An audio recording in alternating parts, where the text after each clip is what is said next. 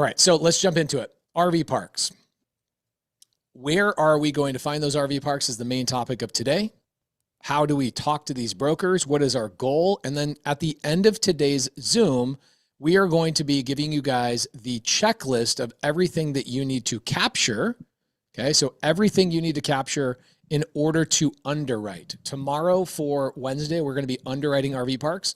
We're going to both be doing a quick underwrite and a deep dive underwrite. So a quick underwrite would be very simple, okay?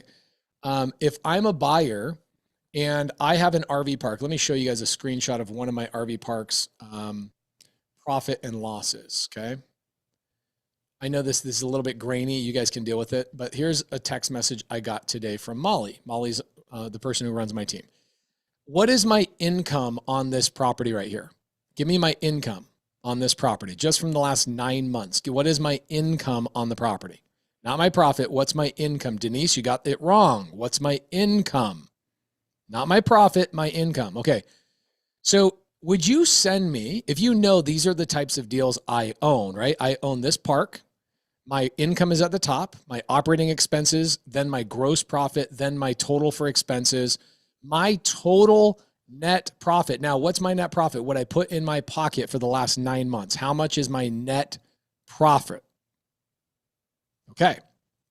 So if you know that one of my parks is making me, by the end of the year, it'll make me about 300 grand. That's just from December 31st to today through August. So 9 total months, September, October. No, holy crap. That's only 8 months. So 8 months of revenue has brought me $250,000 in profit. 8 months.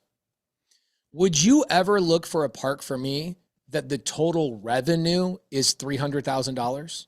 Yes or no? For me, specifically me. Okay, so that's like a quick pass underwrite, right? If you find the buyer, which we'll talk about a little bit here in just a minute, you're going to find a buyer and your buyer's going to say, this is what I'm looking for. I do not want to look at things other than these types of things. I would immediately see some of these RV parks that are in my email right now. People have thrown RV parks at me all day long. And most of them are generating like $200,000 a year in revenue. Guys, that park I just showed you generated $969,000 in revenue in 9 months. Do you think I'm interested in something that generates $200,000 in an entire year? No. So do you really need me to tell you that? Sadly, the answer to that is yes. Okay. So let's jump into some of these conversations, and we'll jump into doing some underwriting and where do we find these deals. But somebody asked me yesterday, was that net, was that total revenue? This is the park we looked at yesterday. My team pulled the expense report. They pulled the P&L, or the profit and loss. Okay. Let's see here. Oh, she's got the date wrong. Some of you guys are really obsessed with like all that kind of stuff. Sorry, she got the date wrong. This is just from the last 9 months. Okay. This is a recording. Paul, no, this is not a recording. My gosh, guys, why do I have to prove to you that I'm not a recording? Why is that the case? Why do we have to spend and waste all of our time asking you, telling you guys that this is a live thing? Why do we have to do that?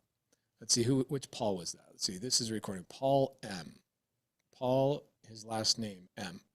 Paul, you tell me, are we live? Paul M.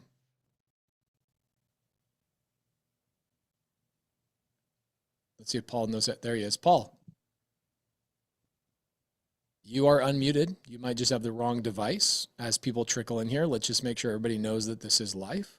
The date is Tuesday, September 9th, 5:06 p.m. That's Arizona time. Okay. Why do people think it's not live? I think there's just a lot of like educators and there's Paul. Paul, what's up, man? We can hear you. All right, good. Sorry, I'll mute. Paul, no, I don't want you to mute. I want you to tell me why you think this isn't live. Please help me help you, my friend. Okay, well, there we go. This is why we don't call on people out of the site. Paul. Yes, sir. Is this live? Yes, it is. Do we need to cover this again? No. There you go. Okay. Guys, do we all know that this is live? Everybody. Give me a yes in the comments. You all know this is live. We're going to be here for the next couple of hours. This is live. It's not a recording. Okay. I'm here in my basement, which is my studio. And I was at the office all day long today, but I like to do my lives and my trainings from my home studio so I can go and hang out with my kids immediately after I'm done. Okay, let's get into the whiteboard. You won't be able to see my face, but I am running the whiteboard and I'm carrying around my little magical thing. So let's talk about Jordan yesterday. So step number one for my note takers, one of the biggest challenges you're going to deal with when you are new to any type of asset, so whether it's single family homes, okay, whether it's RV parks or mobile home parks, okay, or let's say multifamily, whatever it is that you want to get into, the number one thing you're going to deal with as a new person is answering the question, who is my customer? Meaning, who's going to pay me? Our customer is who's going to pay me. So if you're a deal finder, you are obviously going to need to find a deal buyer or a deal keeper. Okay, somebody's going to buy and keep that property. So Jordan Reyes came on here yesterday to prove and talk about this point. When Jordan Reyes met me a couple of years ago, he had just joined the SubTo community, which is our private community, an exclusive club of real estate investors. We all hang out together, 39 Zooms a week. We hang out all day long. I'm all over the country hanging out with them. Jordan ends up saying, I want to do a deal with you. And I go, that's what I do. I partner with my SubTo students.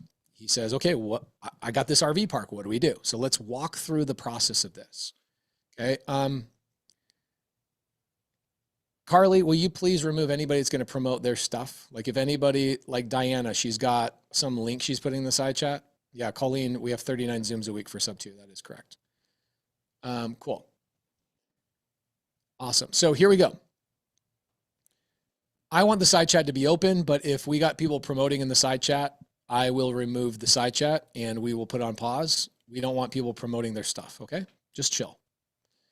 All right. So who's my customer? Well, when Jordan started, Jordan says, well, I need to get paid. Who's going to pay me?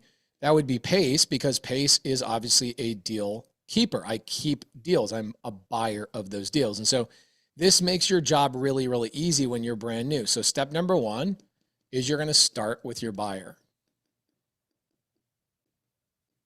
Okay. I'm going to introduce you guys to 40, maybe even upwards of 50 buyers on Thursday. Okay. They are all RV park buyers. They are all business partners with me in other businesses. I am going to introduce you guys on Thursday to these people. You can say thank you. That's very quickly. You can just very quickly say thank you. Okay. Number two, what you're going to do is you're going to ask the buyers what they would like to buy.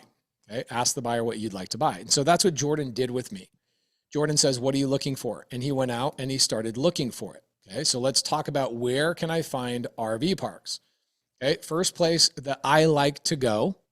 Okay. First place I like to go is creativelisting.com. Okay. This is where a lot of my students are putting their deals. It is free to use, creativelisting.com. Okay. We are going to be adding RV parks here for everybody here in the next couple of months. So just keep that. Go and sign up. This is also a really great place for you to get fix and flips. This is a good place for you to get a forever home. Does anybody in here want to go buy a forever home that you don't have to go through a bank and you want to buy with Creative Finance for my students? Give me a yes if you do. Here's what I would do. I would go to creativelisting.com right now, and I would tell creativelisting.com what you want. This is the beautiful thing about this SubTo community is that we are doing thousands of transactions every single year. And when we are doing these thousands of transactions, okay, we are selling them a lot of times to people that are like you guys that go, I don't want to go through a bank. I want to get a 2% or a 3% interest rate. And so all you have to do is you go to creativelisting.com.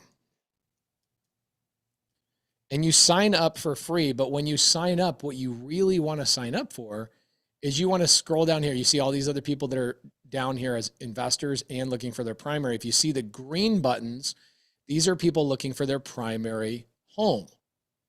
Okay. You can go right here and go, I'm looking to buy.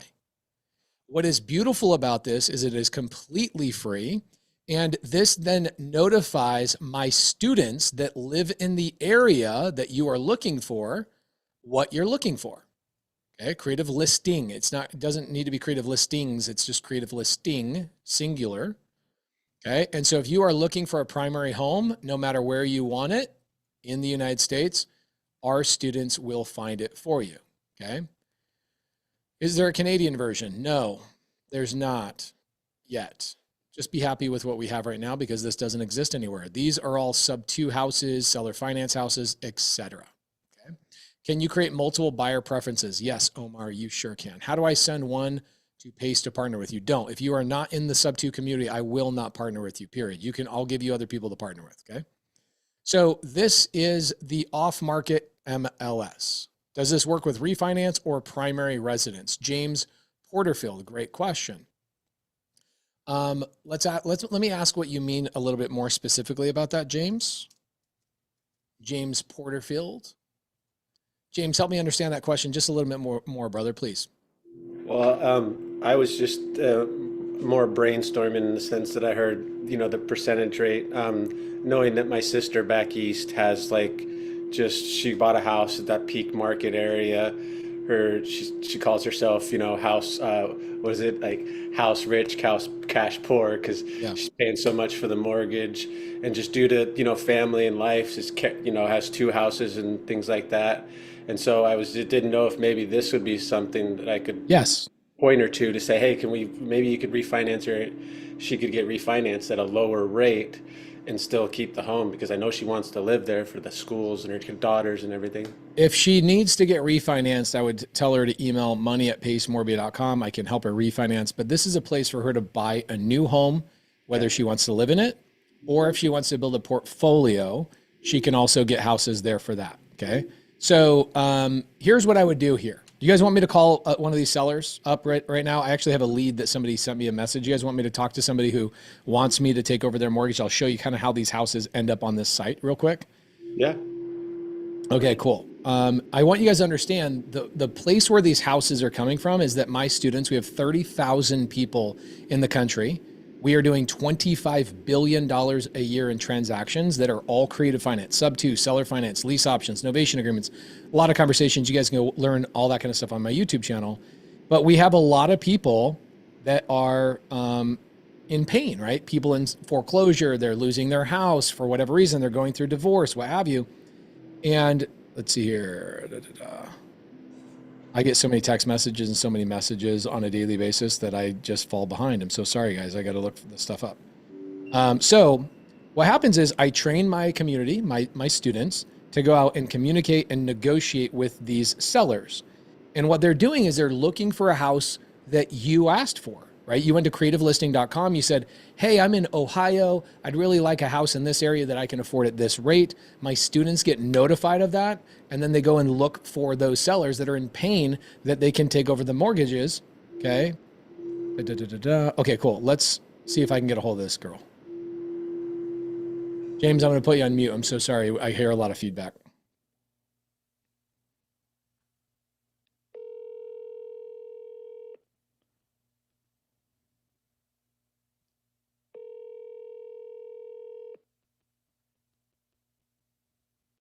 Your call has been forwarded to voicemail. The person you're trying to reach. Okay, she does have an iPhone, which is nice. So I know that it's her real phone. So let me call her again.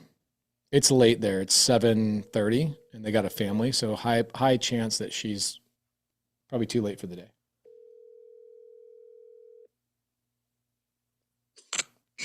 Hello? Hey, it's Pace. How you doing? Hi, great. How are you? I'm really good. Catch me up to speed with your conversation with your husband about the house. Oh, yeah, absolutely. So from what I understand, you were kind of interested in actually purchasing the house, correct? No, actually. No. What I told him is it's not a good house for me personally. Okay. I stopped buying single family homes in Texas a couple of years ago. I mostly buy my single family properties in Arizona now. Okay. But what I told your husband is I have a really, really big network of people that would buy your house and they would love to take over your rate, catch up the arrears, get you guys in a good situation, get you guys out of the foreclosure situation. And I just said, hey, have a conversation with your wife. Let me know what you think. So Would you like me to kind of explain it top to bottom to you real quick in like less than 4 minutes? So actually right now, not really, because I'm actually not at home. I took a trip for family reasons, but so I do have to get going in a little bit, but I would love to schedule a call with you so you can explain a little bit more. Okay. And we're talking to different people as well, and maybe that's why the miscommunication happened. It's the 16710 Lake Prince Lane. Yep. And here's what I'll do in less than 30 seconds. What I do what I do is I find business owners that claim $0 on their taxes and they can't go get a bank loan. Okay. A lot of people in the business world, that's me included. I can never go to a bank like Chase and actually get a bank loan. I have to buy houses by taking over somebody else's mortgage. I have a group of people that are all high qualified, amazing business owners that just file 0 on their taxes legally, by the way. And so they're always looking for opportunities like this, a house where they can just take over the mortgage. They can catch up your arrears and get you guys to move on to your next chapter. I would introduce you two together, but that house is definitely not a house for me, if that makes sense. Yeah, and it's tough because the numbers are, we're having a hard time because the numbers are not really adding up for a wholesale kind of deal. And yeah, and plus you guys probably owe more on the house than what a real estate agent could get you, correct? Yeah. Yeah, and so talking to a real estate agent at this point going forward is, in my personal opinion, a waste of your time. Have you guys kind of come to that conclusion? Yeah, I mean, we're trying to stay away from it as much as possible, and that's why he brought you up, and I took a look at your page and stuff, and I was like, oh, that's cool. He had the call with you. I'm starting to understand a little bit more, not completely. No worries. We can talk another day. No problem. When's a good day for you? Yeah. I'm open. I'm traveling to Texas actually on Friday, but I should have some time in the car. Are you good like Friday afternoon? Yeah, let's just do that. And then we can just talk about like how to move forward. I'm Brazilian, and so we're having to move to Brazil, pretty soon here. So where I'm at this point is we just kind of need to get rid of the house the fastest way possible. If we have to, lose some money, as long as it's not crazy, it's like, okay, at this point, whatever, so I just want a solution. I'll tell you right now, I am the solution. There's never been, okay, cool. I'm very confident in this, which I'm fine. Like, you should talk to all the other knuckleheads that you're talking to for like another week and call me afterwards, and I will still be the best solution. That's how confident I am. Cool. I love the snarkiness of it, because me too. Yeah. But so let's just do that. Let's just do Friday. Just text me whatever time you prefer. We'll go over everything, and then we'll just please get it done. Okay, awesome. I appreciate you. I'll shoot you a text like Friday morning when I land in Texas, and we'll nail down a time. Okay, awesome. Cool. Thank you so much, and have a great rest of your night. You too. Awesome. Thanks. Bye. Okay, so here's the reality. When you have creative finance, you are literally the solution. Okay. Wholesalers suck in that situation. I also wholesale deals, or I used to for a long time. I think wholesaling is just like, it's kind of kindergarten. It's like kindergarten, first grade, second grade, third grade. At some point, you got to graduate to junior high. Okay. You got to start buying real estate. You got to start being an owner. That's junior high. And then at some point, you got to be in high school, which is like you're owning big stuff. Where you become kind of a ninja is that I now know every strategy in real estate. I know how to hit every single shot on the golf course because I got every single club to pull out of my bag. I don't want that house. I'm not buying single family houses. Why? You guys want to hear why I don't buy single family houses anymore? Because I have 300 of them. I need another single family house like I need a hole in the head. I don't need more single family. I done did that. I done checked that box. Okay. There you go. So, for those of you guys who have known me for a long time, if you've watched my YouTube channel, I list every property and every address I own for the last 5 years with verifiable data. You can pull it up on county records. In fact, I've had a lot of students join my program because they go, I Googled your ad on your address and turns out you do own the property. There you go. I don't need another single family house. So what would I do? Most people that are doing wholesale or real estate agents, listen to me, please. Why did I have so much confidence going, stop talking to real estate agents? Why did I say that? because I know real estate agents don't know their butt from a hole in the ground beyond putting a list. Sorry for saying the word butt if I offended somebody. They don't know anything beyond putting a sign in the yard. So here's something very interesting. This seller, are they in pain? Yes or no? Are they in pain? Do I have the solution to that pain? I will explain that pain to you here in just a second. This will go into deal finding and deal keeping. Do I have a solution to their problem, even though I'm not the buyer? And you know how cool it is to know I can make significant amount of money not being the buyer. Guess who could not help them? Real estate agent could not help them. They listed the property for 6 months. That became an expired listing. Then they went under contract. This was the email they sent my team. They went under contract with multiple wholesalers who could not perform. Why? Because neither party was using creative finance. The only person that can solve that person's dilemma and take the keys to their house for free. What did she say? I want to do what with the house? What does she want to do? What does she want to do with the house? What was the word that she literally used? Get rid of the house. Guys, was that a fake call? Was that a staged call? Did I coerce her into saying, I just need to get rid of the house right now? In fact, she tried to get off the phone with me, didn't she? And I know how to keep people on the phone for an extra minute or a half. Who was the one that ended the call, by the way? Oh, no, lady. I don't care if you're Brazilian. I've been on tens of thousands of calls. I will be the one ending this phone call, my friend. Okay. So I ended the phone call, but I stayed on long enough to know, here's what I do. And I told her in less than 15 seconds. If you can't tell somebody in less than 15 seconds what you do and how you can help them, kick yourself in the face. Okay. Are you guys starting to understand why you need a partner in this business that has the experience you don't have? I'm the learning curve gone. I delete the learning curve. It's gone. Okay. So you do not have an agent that can solve that problem. How do I know that? Because public records shows that a real estate agent tried to sell that house for 6 months. Oh, I thought agents were like really awesome.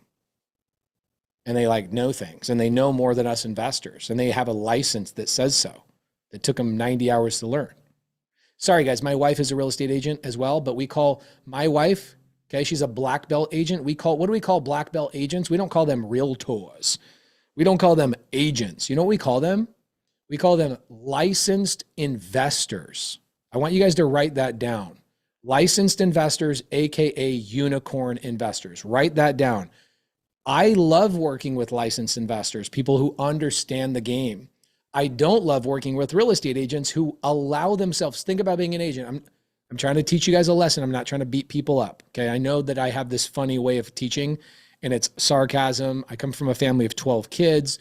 And so what happens is I use teasing as a way to show my love for people. Okay. If you guys hung out with me, I would tease the crap out of you like I was your brother. Okay. So it's also sometimes the way I teach. So these agents were willing to go and take a contract on a house for 6 months and not sell the house. You cannot afford, like, think about this. They took 6 months of their life. Does anybody know what 6 months of your life is worth to you? Tell me what you guys think 6 months of your life is worth. You took 6 months of your life to try and sell a house, but you didn't take 6 minutes to try and learn creative finance? That's how confident I am in what I do, because I am the only person that can solve that problem. A wholesaler, good luck. When I was a wholesaler, this is what it's like. Let's say, who in here knows how golf works? Okay, golf, you have 14, 15 clubs in your bag, right? Why do you have them? Because every shot requires certain distance and certain loft and all sorts of things. Imagine playing golf against me. I have 14 clubs in my bag. I've got cash offers. I've got listing. I can do both of those. SubTo, seller finance, novation agreements, lease options, wraparounds. I've got contract for deed, agreement for sales, Morby methods. I've got endless amount of opportunities that I can solve this lady's problem. And you are playing golf with me with 2 clubs. 2 clubs. And by the way, those are the same 2 clubs that everybody else has, a listing and a cash offer. You want to compete with people? Go do wholesale. That's competition. Okay. I don't have to spend money on ads. I don't have to spend money on, you know what I do? I just sit here and know something that other people don't know, and people come to me because I'm the only solution to their problem. Okay. What is my solution to this lady's problem is I'm not going to buy that deal. It's in Texas. I stopped buying houses in Texas. I currently have something like 15 or 16 single family homes in Texas. We are in the process of selling all of our single family homes and 1031ing everything into Arizona, single family, RV parks, mobile home parks, and multifamily properties. I don't want to own anything single family outside of Arizona. I just don't want to. If I lived somewhere else, I would change my mind, but I live in Arizona, so I want my portfolio to be primarily in Arizona. It's very simple. Doesn't mean your state sucks. It means that my state is where I live, and that's where I want to invest. Okay, so what is the solution to this lady's problem? The solution to this lady's problem is I find somebody on creativelisting.com. So what I will do, and I will talk to her on Friday. Sadly, you guys are not in my community, the SubTo community. I do these calls live all the time. I will make this call. I will record the call. I would put it in SubTo, and they'll all hear how this call goes. I will convince this lady that my solution, I don't need to convince her. I just need to tell her, here's my solution.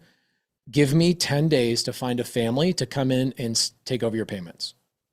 Their interest rate's 3.2%, guys.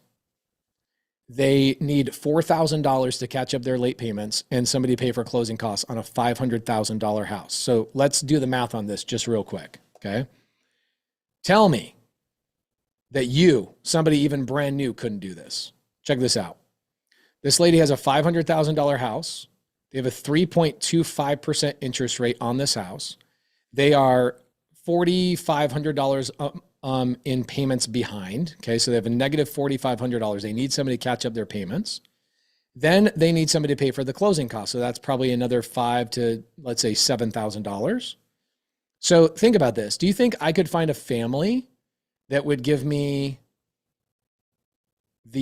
let's just say $12,000? I know it's not exactly that. And let's just say on the high end, it's $12,000 to take over a $500,000 home in Texas for 3.25%. It's in Texas. Let's not worry about the city right now. Okay. So what I will do we agree that this is a very no-brainer deal, right? Cool. What's going to happen is I will then add $25,000 to that. Do you think I will find somebody for $37,000 on creative listing to take over that $500,000 house for 3.25%? Guys, stop getting into the weeds of like what her monthly payment is. Stop worrying about it. It's a 3.25% rate at $500,000. You can go on Bankrate and figure that out yourself. Be resourceful. The main topic is what? The topic is that person is in pain. There's hundreds of thousands of people like that across the country. Okay. Do you guys know how many people get fired from real estate agents how many people fire their real estate agent every single month? Every 30 days in America, 300,000 real estate agents get fired. That lady that I just talked to, her name is Savannah, is one of those 300,000 people. Do you think that there's opportunity for you to just pick up houses like this, SubTo, and then go find a buyer on creativelisting.com? Yes or no? Okay. This game is so simple, it hurts me to even have to re-explain it for the 1,000th time. It is that simple. Okay, there you go. Norman says, I just fired a realtor on a $2.2 million home. Okay, so Joel Gordon says, why not push them to finding a renter or a master lease? This is a great question. Okay, Joel Gordon. I want to hammer home on this. Joel, what's up, man? Hi. Well, nice to meet you. Nice to meet you. Joel, are these people that I'm talking to who are in foreclosure? Have you ever been in sort of foreclosure in anything in your life? No, I've never actually owned a property. Okay, so this is great. Thank you for asking this question. Have you ever been through a divorce? I have not. Okay, so what if somebody came and asked you for advice on their divorce? Would you give them advice, or would you be like, I've never been divorced. I don't know what the hell I'm talking about? True. That would okay. Never hurt lie because there's no experience there. So these homeowners, did they buy this home to become real estate investors and have tenants? That's true. Yeah, it's depending on the audience of who you're talking to. Because if they already had multiple properties, they're just trying to get out of the States like this person was. Then Yeah, and think maybe, about this lady. but- She's 2 months behind on her payments. Okay, she's married. They're trying to get out of Brazil or to Brazil. What did she literally say? I want to do blank with the house. What did she say? Get rid of it. Okay, so I love the question you're asking. I think you're asking it broadly and generically, like, hey, why don't? Well, first and foremost, if they were going to rent the property out, my friend, don't you think they would have already tried that after 9 months of trying to sell the house? Yeah, true. So So they're not even looking in that regard. they probably already did. And a lot of times, if I talk to a seller way too early in the process, let's say like day 2 or day 3 or day 30 or something like that, that's like really early in the process, right? Yeah. I will ask them, why don't you sell with an agent? Guys, this is how confident I am in creative finance, is that I tell them, like I just told her, go talk to all the other knuckleheads for 2 weeks and I'll be sitting here waiting and I'll still be the best solution. I am so confident about that. It's not even a lie. It's not a fabrication. It's not an exaggeration. It's literally, I am the best solution without even trying. Okay. So if I do talk to somebody like really early in their process and they have not listed the property yet, this is now a great question, Joel. I will tell people, why don't you list with an agent? Why haven't you listed with an agent? Okay. In fact, are you guys, are we cool if we go a little bit long today? Are you guys learning anything today? Can we go a little bit long? I want to go off script, but show you something really powerful. Can I show you guys something really powerful that's not part of what I originally planned on talking about? The problem is Joel asked such a gosh dang good question. I want to make sure I cover this for a second, okay? Guys, tell Joel, thank you so much, Joel, for asking such a gosh dang good question. Joel probably didn't even know he was going to do that. So let's go to YouTube. Yeah. By the way, can you guys see what I watch? I've watched basically Big X the Plug. It is like my favorite rapper right now. Watch a lot of AI stuff to scare the crap out of myself every single day. So let's go paste Morby. I think it's Cheryl Lynn is the name of the content. Let's see. Let's see. I have this lady that I was talking to last. Oh,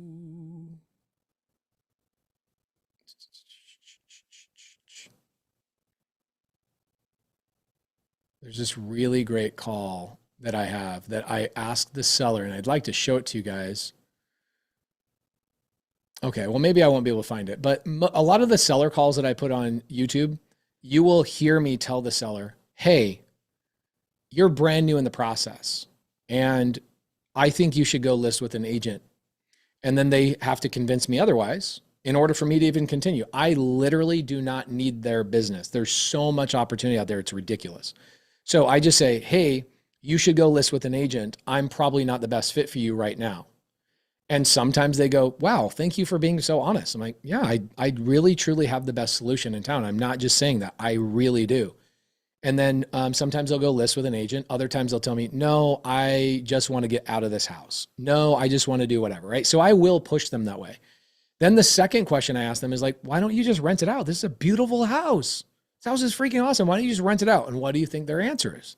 Their answer is, oh, Jagadish says, I found it. Let me see if I. All right, so here's what. Oh, yeah, that is it, dude. Yeah, but this is the call. This is the call, the one that you found, Jagadish. This is the closing call. This is when I closed her. I went to her house in person and I talked to her one time. Let's see if I can find the play. I think she's in a playlist. Let's see if I can find it. Man, I just give away too much stuff on YouTube. It's just crazy. And y'all over here asking me questions. It's the one where I'm wearing boxing gloves in the thing. In the thumbnail, it's me and her with boxing gloves. Let's see. And we're like about to fight each other. I don't know why my team did that, but we did. Okay. So this lady calls me up there. Can you guys hear this, or do I need to reshare it with the volume? Let's see here.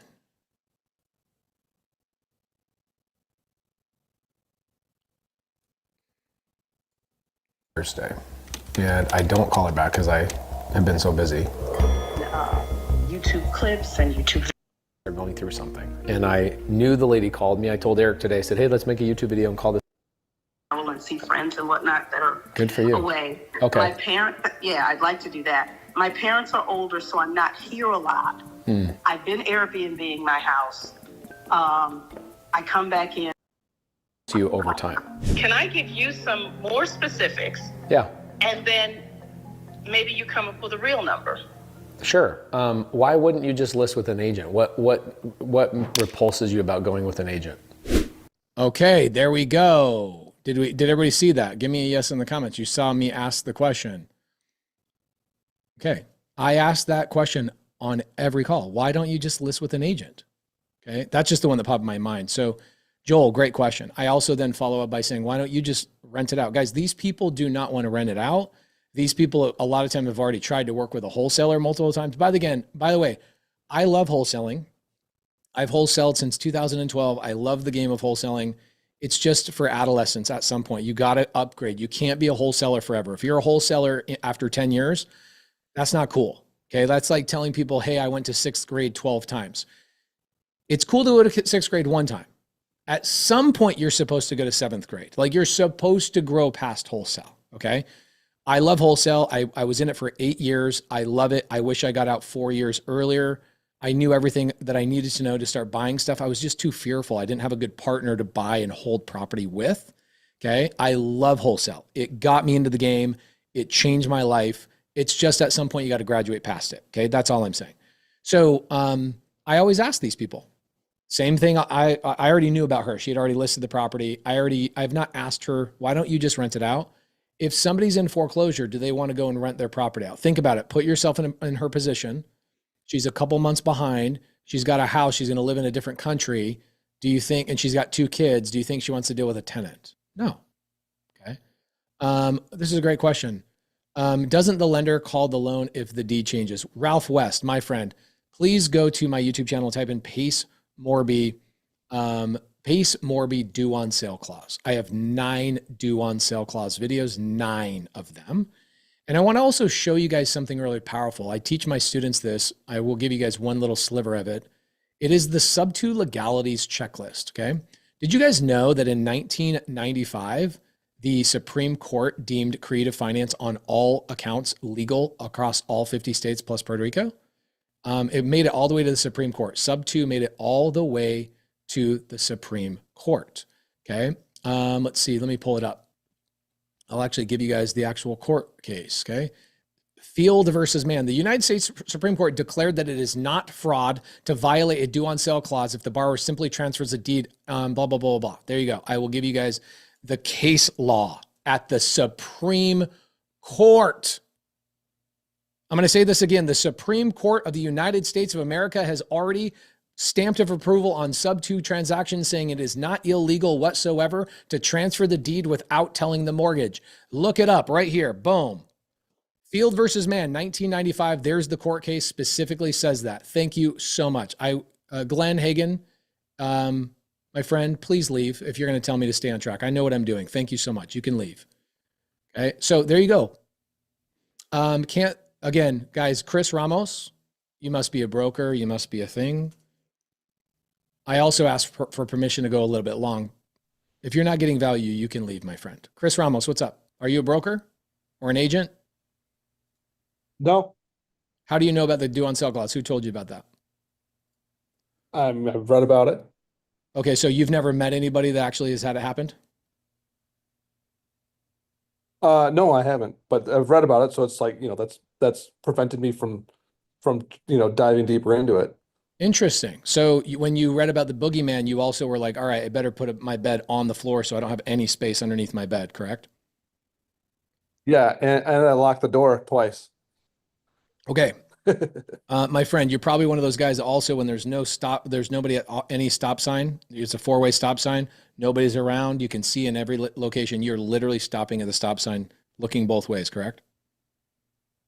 Come on, man. I roll those stop signs. Okay, cool. If you roll the stop sign, bro, why are you worried about something you've never seen before, heard before? You will not find one person that's lost their home to the due on sale clause anywhere. It doesn't exist. Now, does the bank call the note due? Yes. Go on my YouTube channel. You'll learn all about it. Cool. Are we done talking about the due on Okay. sale clause? I'm going to pause the side chat. And I want you to do me a favor. If you like doing research on scary, spooky things, okay?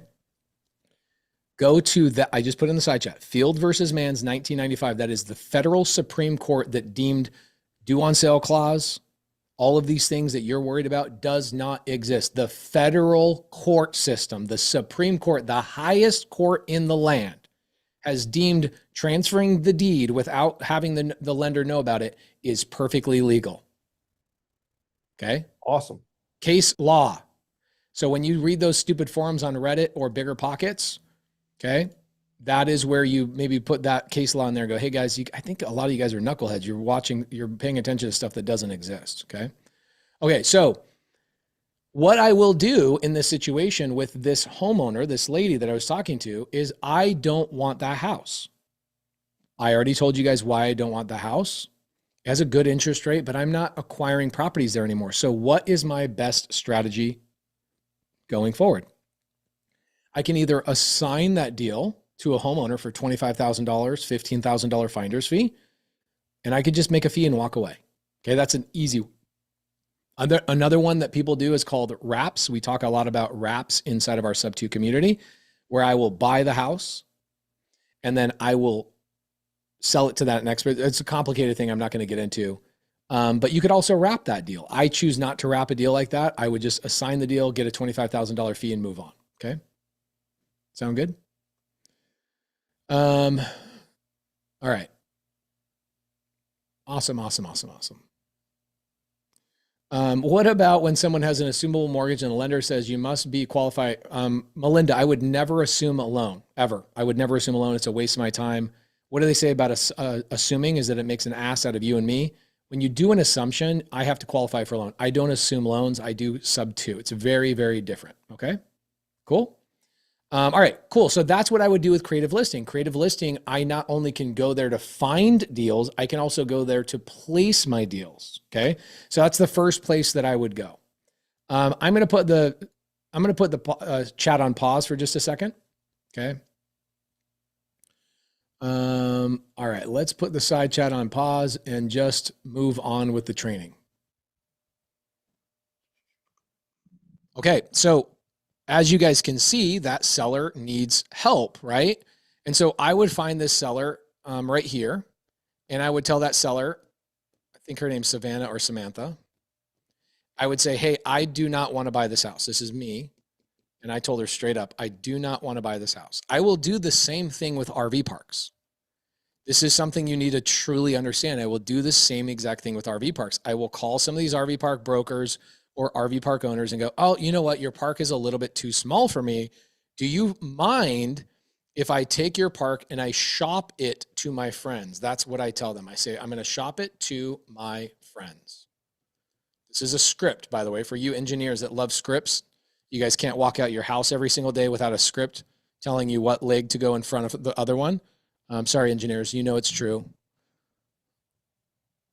I wonder if engineers, like when they go on a date with their wife for the first time, if they had to have a script to be like, hey, what was your favorite color? All that kind of, I don't know. It's just always the engineers, the people that have like androids and engineers always need like letter by letter scripts. Okay. So Creative Listing is one of my favorite ones to go to because I can use it both as the seller, right? I can take somebody else's house or somebody else's RV park and I can list it on Creative Listing and find a buyer. But then also me as a buyer, if I want to find my forever home, I can also go over to Creative Listing and tell people what I'm looking for. And then it will notify deal finders in my community what to go find. Okay, pretty awesome. Did anybody learn a new thing today with Creative Listing? Was that super helpful to deep dive in what you could use Creative Listing for? By the way, what does Creative Listing cost? It costs you no money. It's something that me and my friends developed.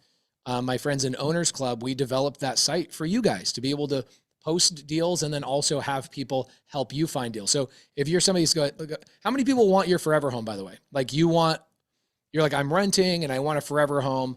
That would be a really great place for you to start. Right there, just go to creativelisting.com, sign up as a buyer, tell the SubTo community what you're looking for, and they will start finding sellers just like that lady in the city that you want for the budget you are looking for, and you can avoid the banks, you can avoid credit checks, you can avoid massive down payments, and you can get interest rates right now for like 3%, 4%, etc. Okay. That is what creative listing is for. Now, my next website that I love, okay, Patrick Otis says being a millennial with this market kind of sucks. Totally get that. But with creative listing, it destroys all of that. Okay.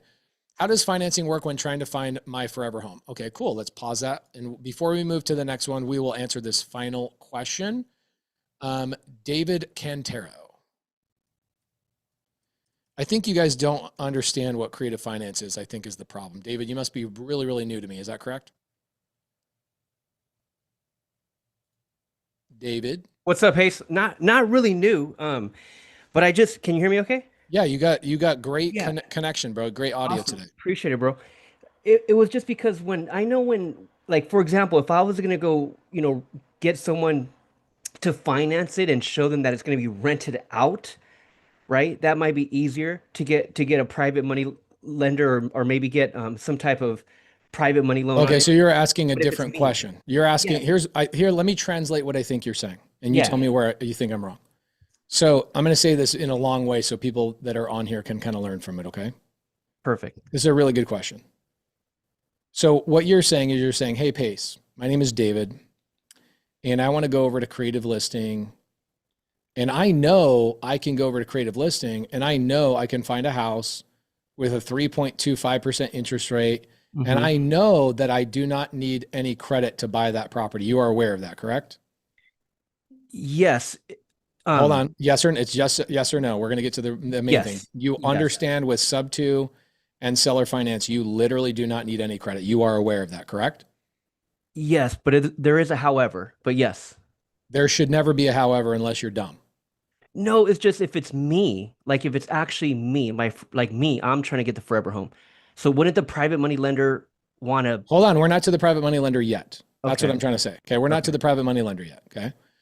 So, you can go to creative listing. You can tell them what kind of house you want. You can say what you can afford. Let's say, what can you afford? 1,800, 2,500, 30, what can you afford? Yeah, 25. I'm at 25 right now in an apartment. Okay, cool. So let's say you want 2,500, right? And you go to creative listing, you list that out, you tell them what you can afford. And then somebody in my SubTo community, which understand how to find deals, they learned from me, obviously. And this SubTo student goes and says, oh, cool. I got pinged that David is looking for this deal. They go out, they find somebody that's in foreclosure on a house that fits, roughly what you're looking for, right? Let's say they find something at 3%. They find something at $2,432 a month. And the seller says, well, I'm willing to let you just take over the house, but I want $5,000. Cool. There's $5,000 now that seller wants in their pocket. This is leading up to our private money lending question, correct?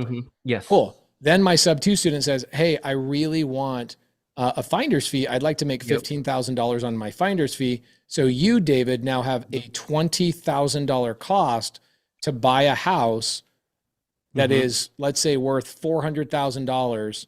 You've got to come up with literally, what is that? $20,000. What is that, like 2%? Yeah. You got to put a 2% down payment down on this house to get a crazy 3% rate. Do we all agree in the side chat that is an insane deal? $20,000 to get a 3% rate for a $400,000 house. That we already agree that is insanity. Okay.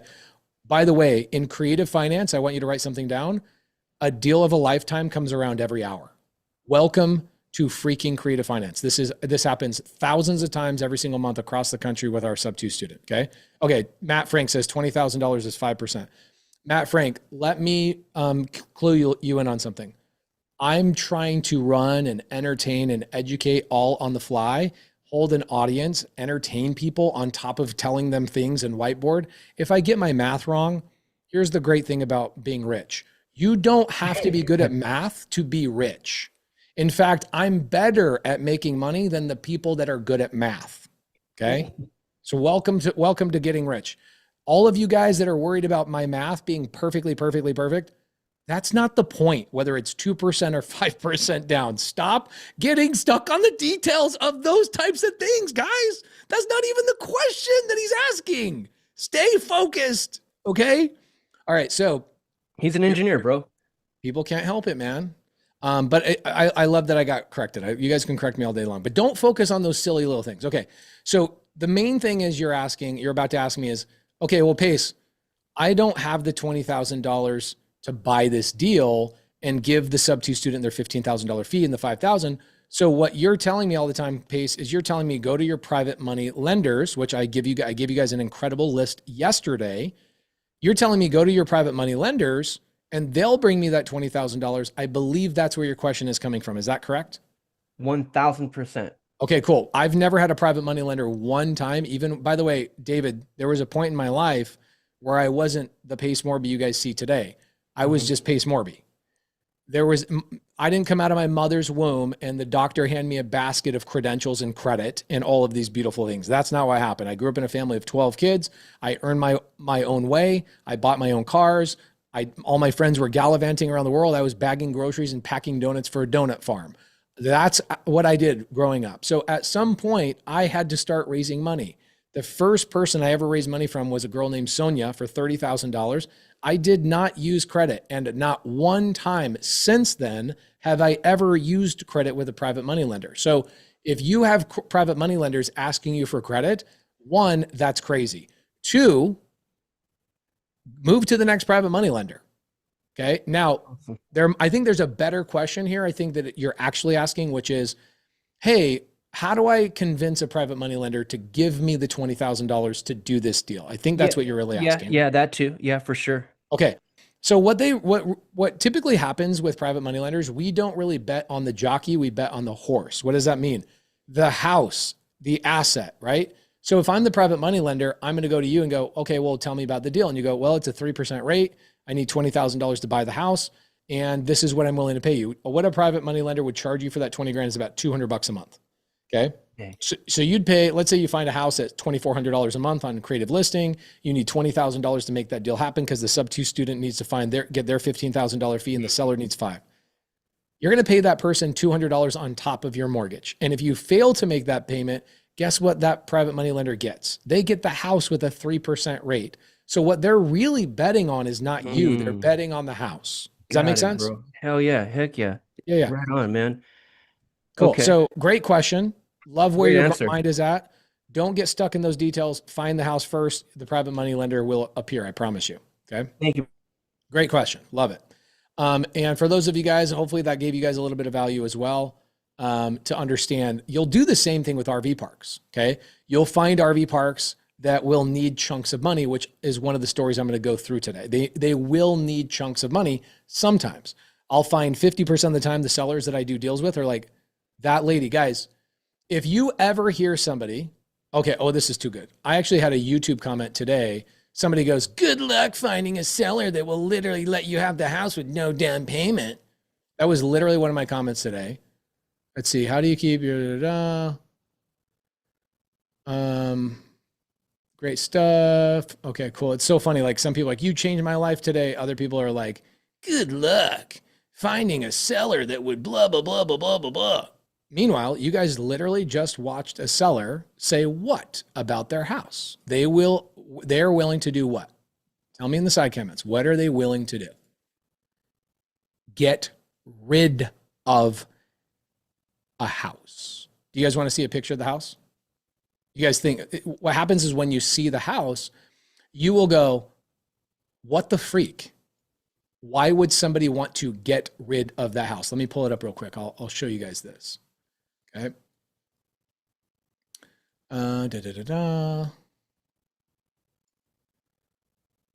It is in Houston, Texas, by the way. This house is in Houston, Texas. I'm going to pull up a photo right now while I'm talking to you guys. I'm going to take a screenshot of the house so you guys can, I don't want to give the address away because I don't want people calling this lady. I'm actively working with her on a negotiation. Okay. You guys tell me if you would happily take this house over. This works with RV parks too, guys. You will be blown away by all this stuff.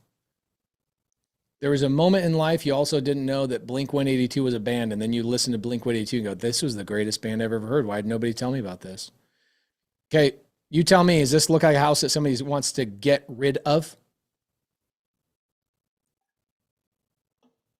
Tell me your mind is not currently blown right now that I literally would get the keys to this house from a lady that says, I need to get rid of this house. Type in the word blown away, or blown if you're lazy. Is your mind blown? Have you now learned something that everybody lied to you? Everybody lied to you like they lied to me. Okay, what was I lied about? I lied to about. I was lied to that I needed credit. That's total. I don't want to cuss today because there might be kids on the live. It's a lie. Every real estate agent is a liar, not but because they are truly liars. They just don't know. They don't teach it. Hey, real estate agent that are my unicorn agents, tell me I'm right or wrong that they don't teach you any of this stuff in real estate school. Am I right or wrong? Okay.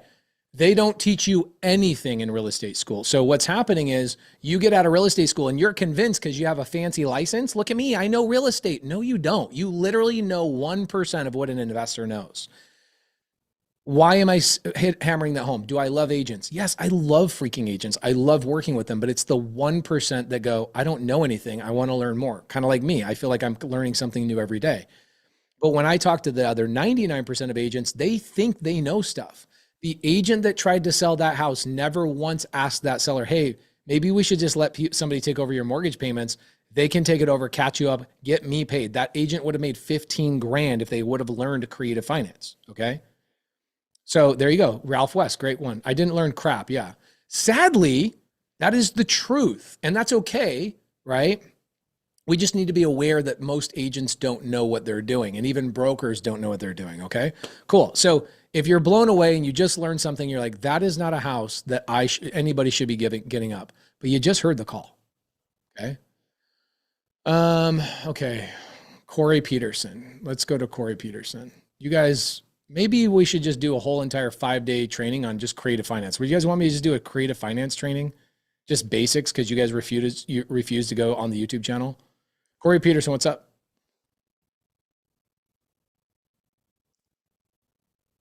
What I've learned recently is people just want to watch stuff live. They don't want to watch recordings. Corey Peterson, what's up? You had a good question. Hey, man, how's it going? What up, man? Can you re-ask the question for people that didn't see the side chat? Yeah, hold on 2 seconds. Stephen Rosario kids are says, asleep. oh, no worries. Stephen Rosario says, will the sellers be credit affected if the buyer misses a payment in a SubTo transaction? So Stephen Rosario, the sellers, let me remind you of history. The seller is currently in foreclosure. The seller's credit is currently affected right now. Shh, don't tell anybody. The seller's 2 months behind on their mortgage payments. Yes, they are currently in foreclosure right now, my brother. So we would come in and catch them up and get their mortgage back in good standing. Corey, what was your question? It was a good question. Hey, sorry about that. Don't be. You got kiddos. That's the most important thing on the planet. What do you got? Kids falling asleep. So my question was around the release of the mortgage from the current owner, right? Someone comes in, buys the deal for 3.5% for a finder's fee for the agent, and 5 to 5 grand. You're asking the question of how can the seller go get another mortgage if they have another mortgage with the existing buyer that took over the house SubTo? Is that what you're asking? Exactly. Okay. Guys, you guys need to watch my YouTube channel. I am the foremost expert in this for the last 13 years. I have 3,700 videos on my YouTube channel. I've done this video 15 times. There's never been one time where a seller sells their house SubTo and me and my students cannot get them another mortgage. Never one time has that ever happened. How do we do that? It's on my YouTube channel. Type that in, Pace Morby, sellers get another mortgage. And there's a whole YouTube video explaining it. All you need to know for today, because we're trying to get into RV park training. The number one thing you need to worry about is that there's never been a seller one time that's sold on SubTo or seller finance that cannot go get another mortgage immediately, unless they were in foreclosure. Like if they were in foreclosure and their credit was damaged before I came along, they're going to have to rebuild their credit to go buy another house. But a lot of times in those situations, what I do is I buy their house SubTo and they go, man, I need another house, and we'll go help them find a lease option, a SubTo or seller finance type of deal, if that makes sense. So all you need to know is it's never once has that ever been a thing. So let's ask this question. This will help you understand it. Corey, you probably watch like Bigger Pockets and stuff, right? Yeah. Yep. Okay, cool. So those knuckleheads out there, by the way, I love Bigger Pockets. I wrote their most popular book, Wealth Without Cash. I love Bigger Pockets. I just tease that people that watch Bigger Pockets are knuckleheads. Why? Because they go to banks and they go put 30% down and they get 6 and 7% interest rates. It's why Burr has been dead for 3 years. Literally, Burr has been dead for 3 years. But people still go over there and they're like, I want to get into real estate. Let me save up 30% and go to a bank. It's the most knucklehead transaction on the planet. But people still do it, whatever. So the Burr strategy, how are people, my friend, how are people doing the Burr strategy, getting a loan in their actual name and then going and buying a second one, a third one, a fourth one, a fifth one, a 10th one? Have you ever seen people on Bigger Pockets use the Burr strategy to build a portfolio of 25 houses? Not that many. Usually it's a 12, significantly 6. smaller number. You get, you get my point, right? Yeah, totally. Okay, so how do they get a second mortgage? I mean, you borrow against the home that you have the first mortgage on in a lot of cases. This is what I've seen. That is incorrect. No lender will ever give you a second loan against the first house. That will never happen. Does not exist. How does a buyer that wants to build a portfolio of 2, this is traditional real estate, by the way, this is going on, 14 million landlords in the country do it this way. They go get a mortgage at a bank. Then 6 months later, 3 months later, 3 days later, they go say, I want to buy a second house and start scaling my portfolio. How do they get the second mortgage if they already have a mortgage in their first name? I don't know. Interesting that Bigger Pockets never taught you that. It's a really simple one. You want me to tell you the answer, everybody? By the way, I build things up to make a big grand point. So you go, oh my gosh, I got it. The way it's done is that they are underwriting the income from the first house. So they verify that the first house you bought has a verifiable lease, people leasing, and income is coming in from that house. They then take the debt to income ratio from that mortgage off your credit. They don't take the mortgage off your credit. They take the debt to income ratio down because they can see income is coming in on that first property. Does that make sense? Yeah, that makes sense. Absolutely. Cool. So then they go get a second house and then they prove that money's coming in on the second house. Then they go get a third house. They prove that money's coming in on the third house. Debt to income ratio stays low because their income is coming in and proving that that mortgage is being paid for by somebody other than them. Does that make sense?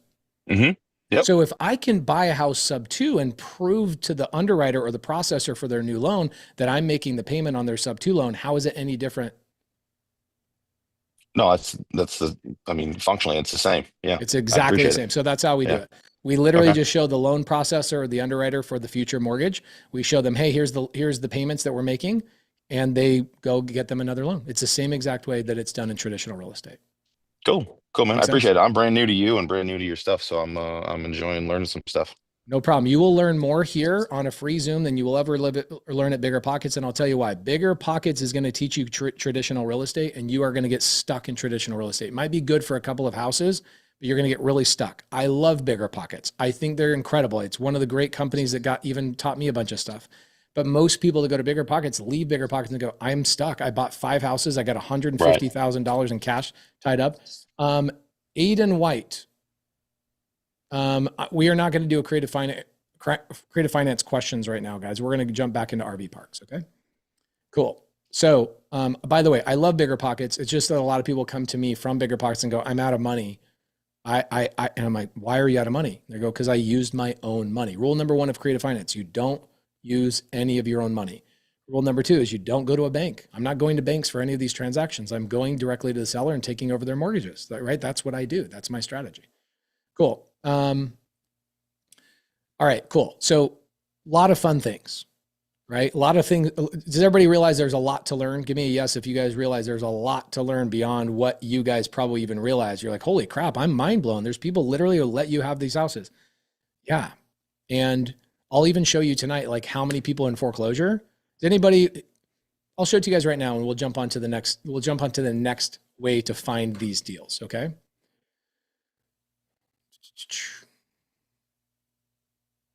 Aiden White.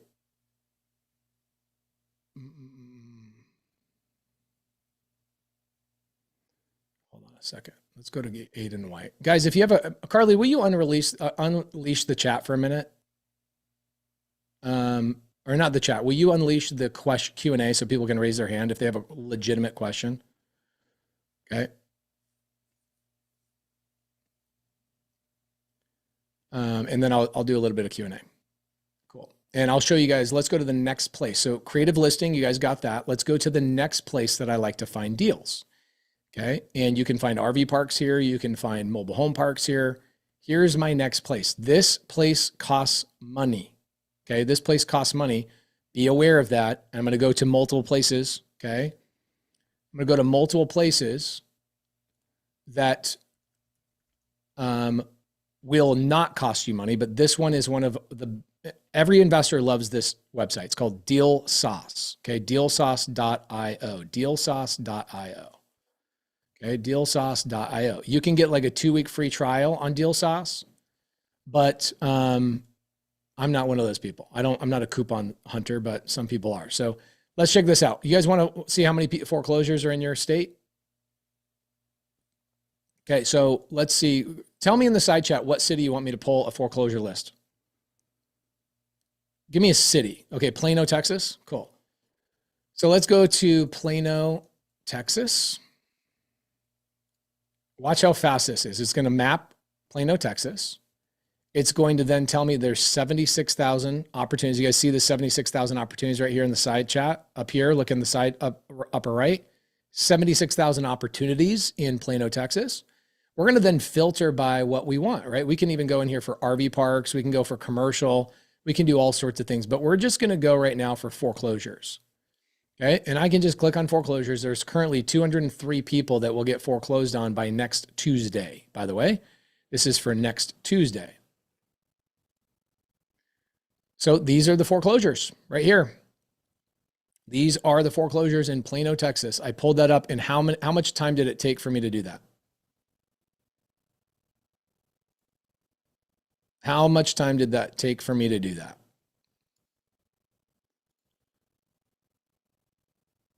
Okay, 2 seconds, right? Yes, RV parks are listed on here. By the way, we will be giving you guys the full RV park list on Thursday night. Okay, we are pulling the full RV park list on Thursday night. Okay, that is in 2 nights. I will be giving you the full list of RV parks. Okay, Aiden White, my gosh, raise your hand. If you have a question, raise your hand, Aiden. What's the website for creative deals? Same thing. Oh, creative listing.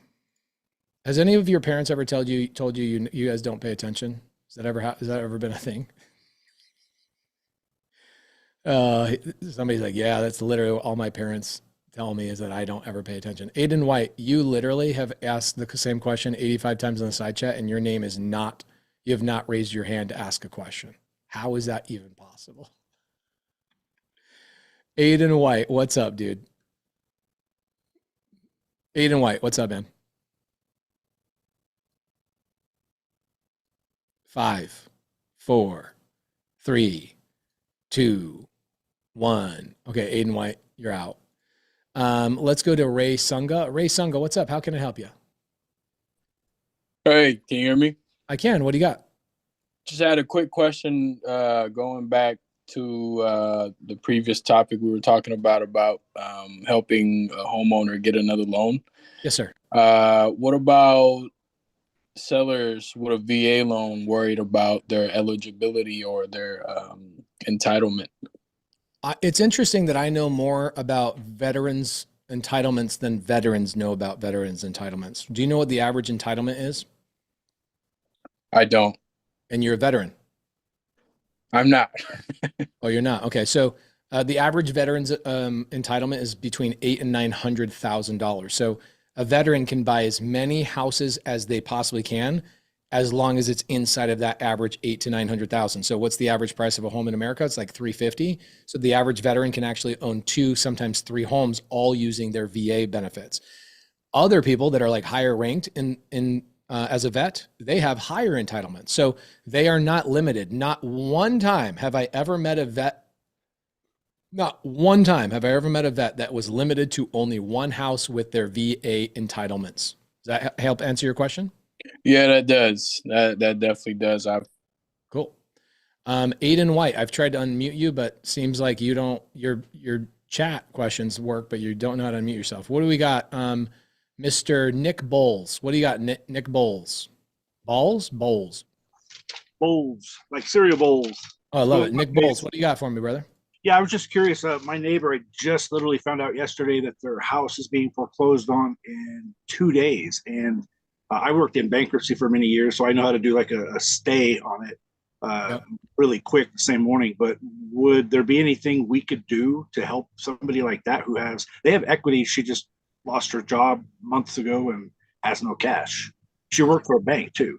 Does she know that? Does she know that you know? No, and I'm not sure if I should approach her to be, encroach on her personal. Okay, so if somebody's being hurt, do you mind if I beat you up a little bit, Nick? Just to prove a point, not because I'm trying to beat you up. I want to learn. Guys, if anybody's in pain or they're going to lose their house, should we be pausing and overthinking how to approach them? Like if we have the solution? Yes or no? I'll unpause the side chat. Should we be sitting there going, oh my gosh, I'm so afraid to talk to them? Nick's situation is a little bit different because Nick obviously is her neighbor, right? And so we have a duty. Do you have her phone number? I do have her phone number. Yeah, she lives literally right in front of me, and I won't go into her. Can I call her? Where do you guys live? Oh, you know what? I'm in Prescott, Arizona. Oh shoot. Yeah, I'm just up north of you. Do you guys want me to make some calls? You guys want to see a call to somebody that's about to lose their house in 2 days? Somebody's going to be like, stay on track. Stay on track. I can get her number in 2 minutes. I have to run into the other house because I have. Okay, I'll put you on mute, and awesome. You just come back. Okay. Okay. Awesome. Yep. Be right back. All right. Cool. Hey, Carly, let's not give people the ability to raise their hand for a couple of minutes so I can just focus on Nick Bowles, Bowls, Bowles. Nick, I'm going to mute you, but give you the ability to unmute when you decide to do so. Okay. Cool. This will be fun. I like that this is in Arizona because it's not too late. It's only 6:15 here, so that'll be fun. We can make that call. Carly, if you can pause people's ability to raise their hand, that would be great. Okay. All right, here we go. So Deal Sauce is a really great place to go. You can find RV parks, multifamily, commercial, all sorts of stuff. And yes, you can find off market. So when you're looking for RV parks, what you're looking for is a lot of people will go on market because on market is actually a lot easier in the beginning for somebody who's brand new. So this lady that I'm about to call, she's losing her house in 2 days, right? That Nick is introducing to me. Is this on market or off market? Which one is it? Okay, some people are saying on market. On market means that it's being represented by a real estate agent. They are not being represented by a real estate agent, which means they would be off market, right? So I can pull a list of off market properties on Deal Sauce. Okay, the other sites I'm going to show you, guys. Here's my answer for like PropStream. PropStream sold to a hedge fund. It is now owned by a title company. I don't know about you, but title companies know nothing about doing deals. I'm not using PropStream. I'm using websites that are being ran by investors. People are active in the market. I will not use PropStream. It's been sold to through a hedge fund. It's not a hedge fund. I'm sorry. They've done a private equity sellout. PropStream just bought Batch Leads. Batch Leads no longer owned by real estate investors. It's now owned by a title company. They bought it so they could harvest your data. That is who now runs Batch Leads and now who owns PropStream. So can I tell you guys why? Do you guys understand why I don't use those companies? Yes or no? Do we need to keep touching base on this of like, why the heck are you not talking about PropStream? And guys, PropStream sold 4 years ago to a title company, Stewart Title. Then Stewart Title bought Batch Leads like 4 months ago. They just bought them for $33 million. They're sold out, not ran by real estate investors any longer. It's ran by a title company. They want to suck up all your data. So everything you're doing on those websites, they're tracking everything so that they can sell you other services and pimp out your stuff and sell your data. Okay. There you go. Are they decent companies? Yes. But what I want is I want a company that I can give feedback to that understands what I'm doing, because the people who own Deal Sauce are real estate investors. Their primary income is real estate investing. And so Do you want to buy software for 99 bucks a month from somebody that is also real estate investing and understands what you're trying to accomplish and takes feedback and solves the problems or adds features or whatever? Or do you want to go to a place that's $99 a month, same exact price, but is owned by a title company that just wants to suck up your data? There you go. There's why I use Deal Sauce. That's the simple version. So Deal Sauce is where I would find off market.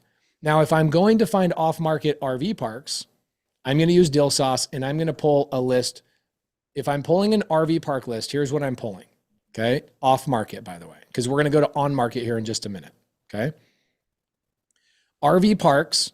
If I'm trying to go off market, there is a search feature for RV parks, but I'm going to be looking for owners who have owned these parks for 10 plus years. Now, if I can't pull any data off of that and it's not giving me enough, I would go to 9 years or 8 years or whatever. But why? Okay. Why would I go after owners of RV parks for 10 plus years?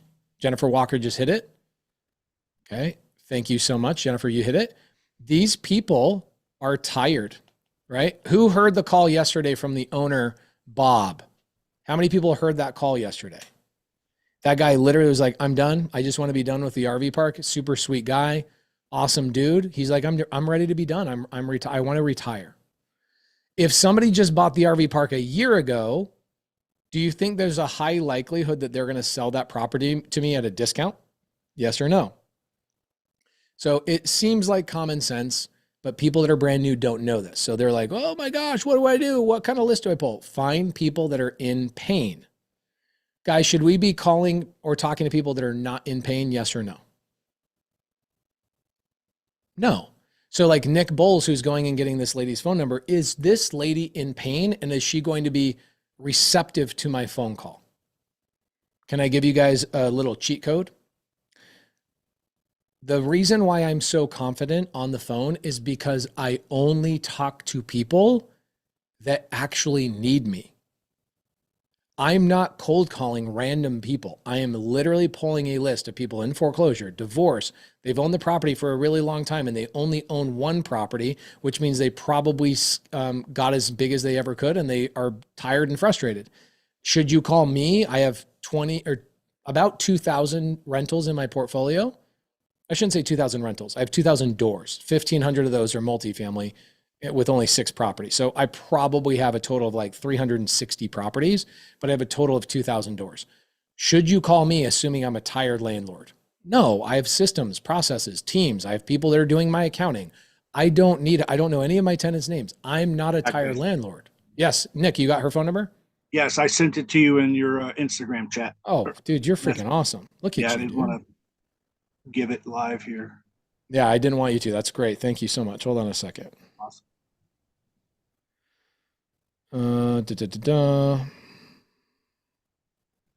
Okay, you've never messaged me before, have you? No, I have not. How dare you, dude?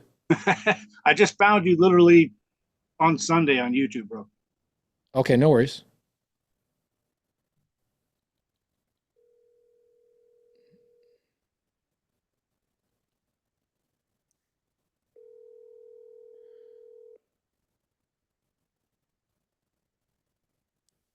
Now she's in foreclosure, which means she's getting actually she's the tenant, right? The owner. She's the owner. Okay. Then how would she find out she's in foreclosure? I found out just on Zillow looking around properties in the area. Got it. Your call has been forwarded to voicemail. The person you're trying to reach is not available. Something to teach you guys is if you have not called twice, you have not called once. Write that down. If you haven't called twice, you haven't called once.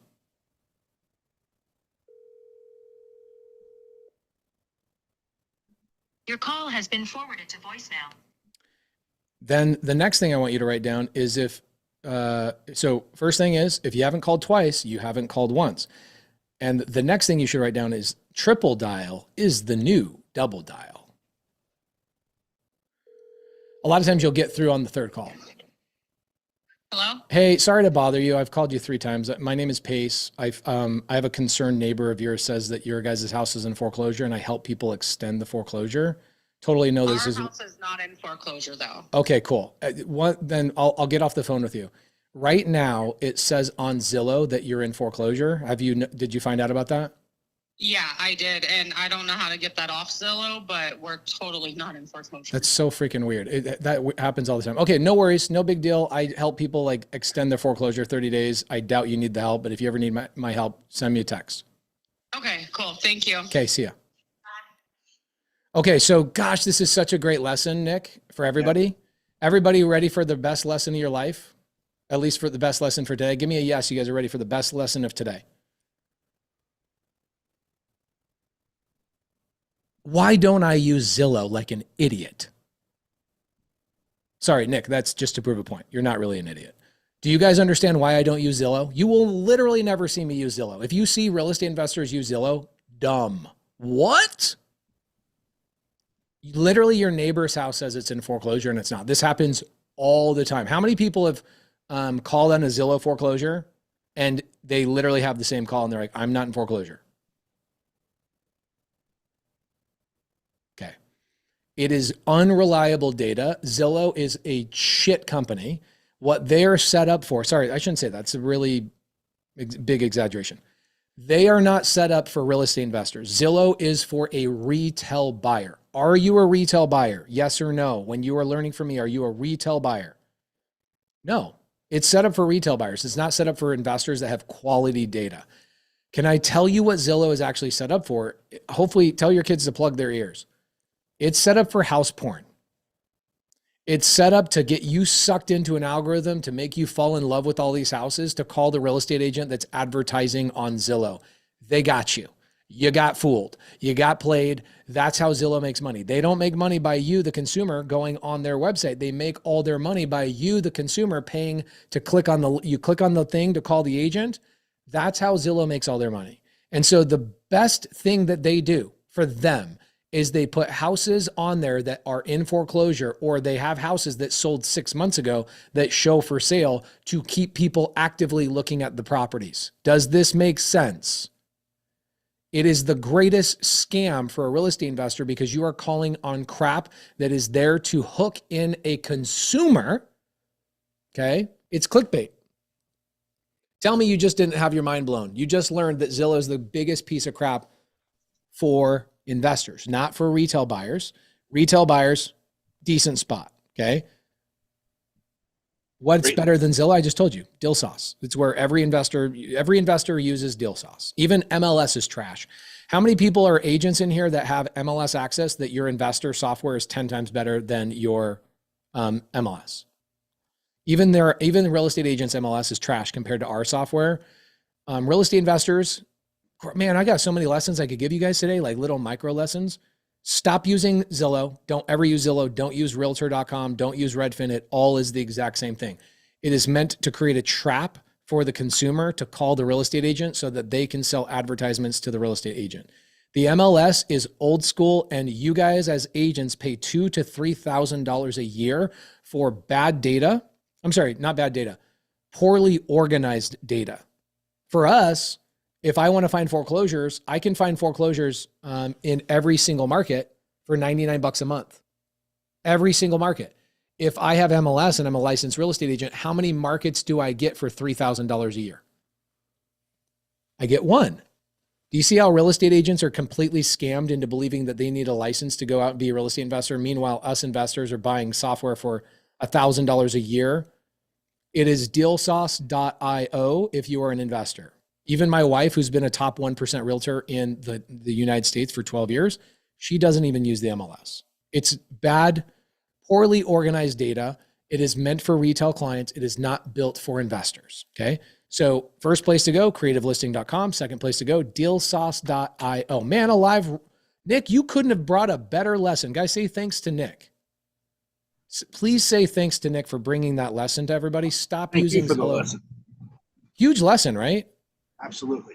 Thank you. And a lot of people are scrolling Zillow. Guys, you have no idea. It's almost like, I've never been on a dating site, but I have a friend that he's a young kid, 24 years old. He's on a site called Bumble or something like, not Bumble, something else. And he says that half the girls there are fake girls to keep the users just paying monthly. And the site is creating fake profiles. You are being catfished on Zillow the exact same way this Feet Finder. That's so good. Oh my gosh, that's so good. Okay. All right. So dealsauce.io. Let's get into some on-market stuff. Okay. Let me see if I can call this agent real fast. Let me call this agent real fast.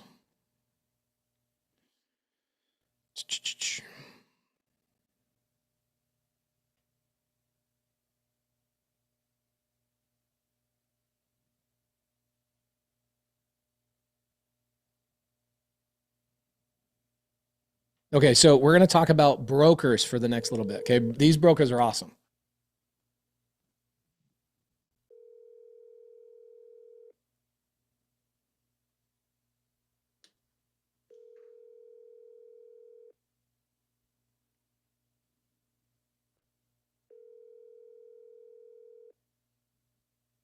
The mailbox belonging to 5.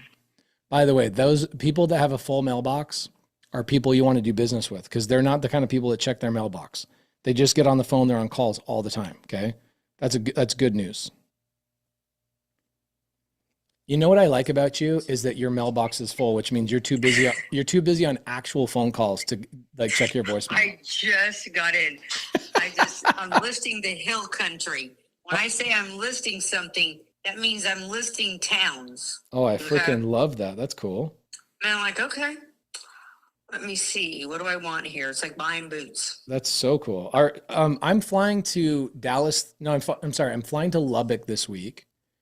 Friday. I bought 2 parks in Big Spring, Texas.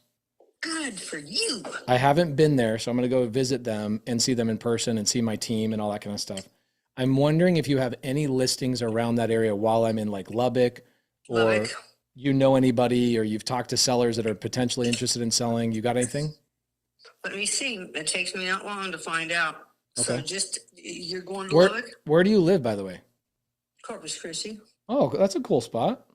Mm-hmm. I usually work everywhere else, though. But you seem to be all over, actually. Like you seem to be like traveling around and going to listing appointments quite a bit. I do. Like, I tell you what, I worked last night till 5:30 in the morning. I woke up at 7. Oh my gosh. That's what it takes to be number one.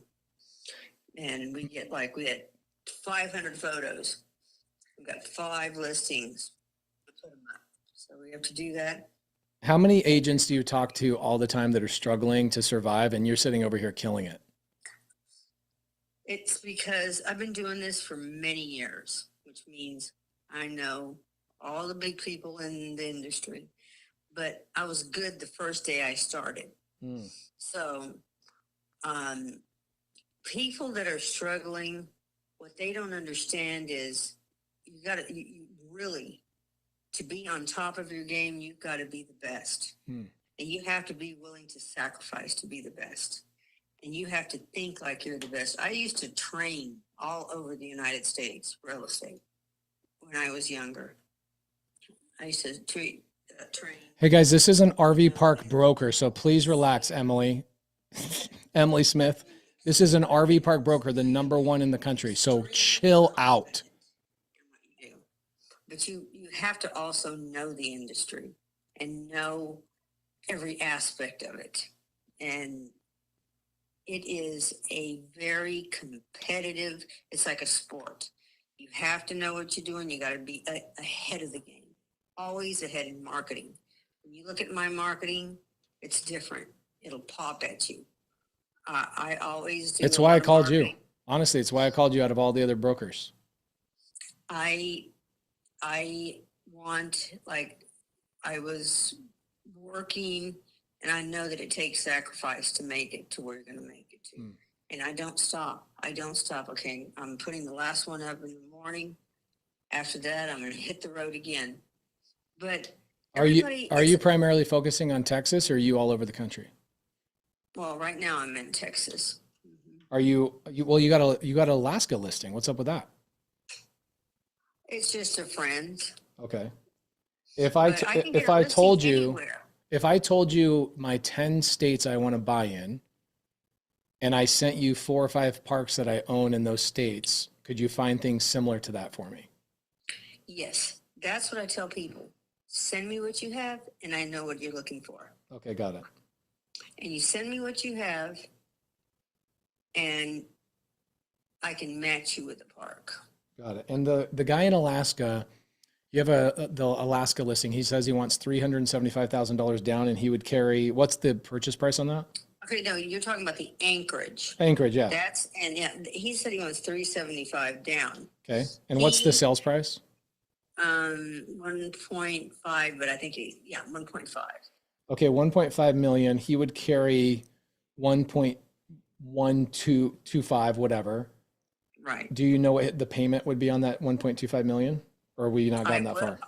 I mean, I know everything's at my office. I'm not at my office. Got it. Okay, cool. But everything is there how he wants his deal.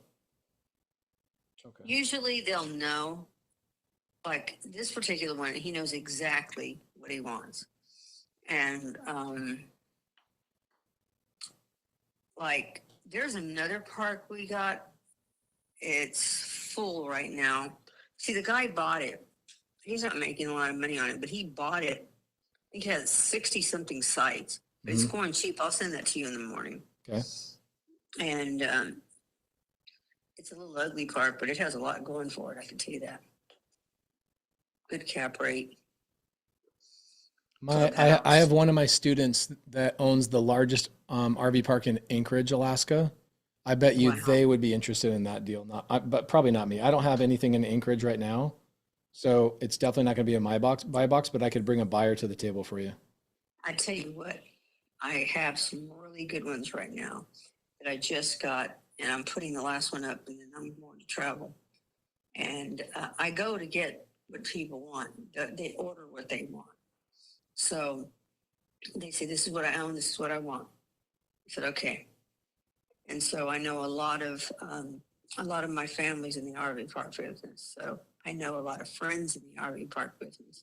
So anytime anybody wants to sell something, my friends go, "Hey, my aunt, she lives over here and she wants to sell hers. My cousin over here." So I have a big lots of friends. Yeah, a big network, a really big network. Should I call you tomorrow when you're in your office and you could pull a list for me for like Midland, Odessa, like Big Spring? Just tell me where you want it. Okay, and cool. I'll get it. Just tell me where you want it, but show me stuff that you already own, what you looked at. That'll give me a snapshot of what you may want. I will send you my financials for the 6 parks I currently own. Okay. So you can see what I'm generating, how much money I'm netting on a monthly basis, and then I'll send you obviously the addresses, etc. Okay. I need to buy a total of $15 million in RV parks before the end of the year. Number one, for tax benefits. But number two, we just have cash that's coming from the other RV parks I need to deploy. So I will tell you what markets we want to be in, and primarily that's going to be Texas. Texas is good. I know exactly where in Texas you should be. Okay, cool. I'll shoot you a text message tomorrow. We can continue the chat when you're in your office. I'm going to be traveling to that part of Texas. I'll be there till next week. I can talk wherever I'm at. Okay, cool. So, and there's one that's in a lawsuit. And so I'm going over there to settle the lawsuit between them. I said, we're going to sell it. That's what's going to settle this lawsuit. And Love so, it. Okay, cool. And what city is that in? That one there is in Brownsville, the one that's in a lawsuit. But I'm going to settle it for them so they won't fight anymore. Okay. But that's not where I'm going. I'm going to be going to. I'm going to start sending you listings. I'm going to be going to that area. I'm going to go. I won't offer these parks that I'm going to get to anyone else. So I'm going to go I'll visit like 5 parks in a day, and they'll sit there and they'll talk to me forever. So then the next day, go visit more parks. But these are all people that know me. So I will be going, and show me what you already bought, because then I'll recognize it when I see it. Okay, no problem. You're awesome. Right, let's do it. I appreciate you. Thank you. I appreciate you too. Glad you called me. I just walked in the door. Like I tell you, it's a miracle I was even driving. Because you're so wiped out from being tired, right? Yeah, I had to have these listings. I put put up 3 yesterday, and I'm like, okay, time to go. And now I have 1 more to put up by morning, and then I'm headed out. Gone. I love it. So if I see, send me what you have so I can recognize what you want. Okay, awesome. Let's chat tomorrow. All right. Okay. Thank you, guys. All right, bye-bye. All right. Okay, so that is the third place you're going to find RV parks. Okay, I've got some other on-market ones I want to show you guys here in a couple of minutes. But you're going to get off-market deals from brokers, okay? Because these brokers don't want to put big RV parks on the market. They just don't. And so you're going to build relationships with these brokers that are like, hey, show me. By the way, this is a new relationship of mine. I've only talked to her one other time, and I saved the conversation. I talked to her a couple of weeks ago. I saved the conversation so you guys could hear my follow-up call. I've not sent her what I own. She doesn't know anything really about me. She doesn't know I'm Pace Morby, right? She doesn't know any of that stuff. She just knows my name is Paco. Just kidding, it's Pace. She knows my name's Pace.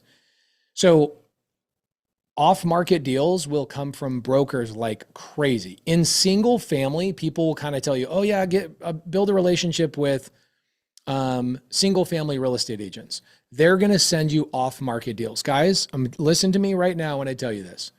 99.9% of real estate agents will not send you a single family opportunity you can make money from.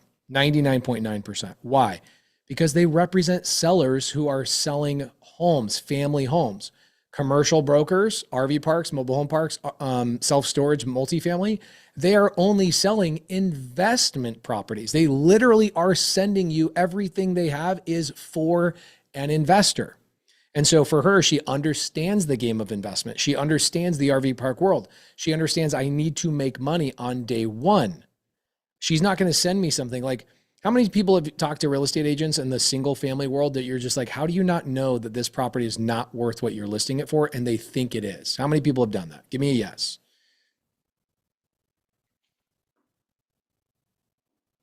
Okay, so in single family, you spend a lot of your time. By the way, single family was where I got my start. I'm grateful for it.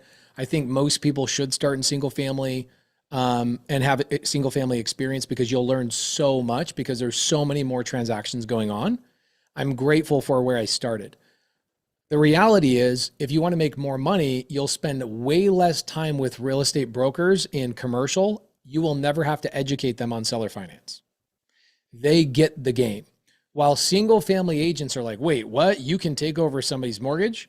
These brokers, most of the time, 50% of the time, I should say, 50% of the time, a mortgage broker, I'm sorry, not a mortgage broker, a real estate broker in commercial. So like RV parks, self-storage, multifamily, what have you, even land, they understand creative finance because most of their clients are using creative finance. And so the conversation of let me explain to you down payment and carrying. Did you guys hear the question I asked the seller? Okay, so the seller's interested in carrying 1.25 million. That little sentence is a short way of saying your seller's willing to accept monthly payments from me for $1.2 million without a bank and without a credit check and doing creative finance. That is a short way of saying that. If I said that to an agent in single family, they're like, what? In higher level brokerage stuff, like commercial, these brokers get it. Okay. These brokers get it. So do we understand where I can find off-market deals so far? I can find off-market deals on creativelisting.com. I can find off-market deals on dealsauce.io. We've learned a massive lesson today about Zillow. We're not calling on Zillow because Zillow is for people that lie on their pillow. So while you guys are laying in there, like this is what I imagine people are doing on Zillow. Oh yeah, that's cute. Oh, good. Oh, that's nice. Zillow's for the pillow. That's something I just made up right now. Sorry, Zillow. Zillow is for people that are laying on their pillow. It's a complete consumer game. They're sucking up all your time and energy, and they're selling your information to real estate agents as they should. There's nothing wrong with what they do. People should sell products. I think Zillow's awesome for what they do. Are they good for real estate investors? No, it's a waste of your time. Okay. You're spinning your wheels. Okay. You imagine, by the way, being the lady who owns that house and getting like 15 people calling you going, hey, you're in foreclosure. Did you guys also learn that I will call somebody 3 times even if they don't pick up, and then magically they will pick up the phone on the third call. How many people got an epiphany? They're like, oh, that's what that looks like. By the way, when people say, okay, what does this look like behind the scenes, guys? I triple dial people. Triple dial is the new double dial. And if you haven't dialed twice, you haven't dialed once. Remember those things? So when people say, I've tried. No, you haven't. You made one call, they didn't answer, and you go, okay, next call. No, you have to call 3 times because you'll understand that when people have an iPhone, okay, I'm going to teach you guys something about iPhone versus Android. If somebody has an iPhone, I know that if I call them 3 times within 1 minute, iPhone will assume that that's an emergency and it will get the call to go through. Make sense? Barbara's like, oh, here we go. Barbara, I'm sorry, but these are facts. Okay. There's always an Android user that gets offended. Guys, you can always go down and just buy an iPhone and just be over the whole entire Android thing that your family doesn't like you. Okay. They don't want you in the group chat because you have green bubbles. You can just get over it. Okay. It's really simple. People are really upset with my jokes on Instagram today. Okay, so did we learn a lot so far? Have we learned a tremendous amount? Like, okay, nugget. I don't have to learn all these things. Pace just gave them to me all for free. Okay, we learned a lot. Now, some people in the side chat are asking about Crexy because I bring up Crexy all the time. How do I find? Now, the reason why I called that broker before I went to Crexy is because you're now going to ask the question. How many people have the question of where do I find a broker that I can build a relationship with? Does anybody have that question now? Okay, cool. Do we want to just call any broker, or do we want to call active brokers that have active listings on the active market? Which one do we want to do? Cool. So a lot of times you'll see people go, call real estate agents and build relationships. Nah, dude, I'm busy. I got 4 kids. I got a wonderful wife. I have a life. I'm not calling people that are not motivated to talk to me. 2, I'm not calling agents that don't have an active listing, period. Zip, end of story. I am not going to waste a minute of my time talking to an agent that does not have at least 1 listing. Can I teach you guys a stat that is so freaking scary? It's bonkers. Did you guys know that 72% of licensed real estate agents last year did not sell 1 house? 72% of real estate agents, licensed real estate agents, did not sell 1 house last year. Okay, 25% of those agents sold 1 house last year. 96%, okay, 96% of real estate agents licensed sold 1 house or less last year. 71% of the total did not sell 1. They sold 0. So you literally have 4% of the entire licensed real estate agent market that is actually doing active listings that is significant enough. I think most of the real estate agents that you guys run into, they're like, oh yeah, I'm a realtor. They're brand new. They don't know any better.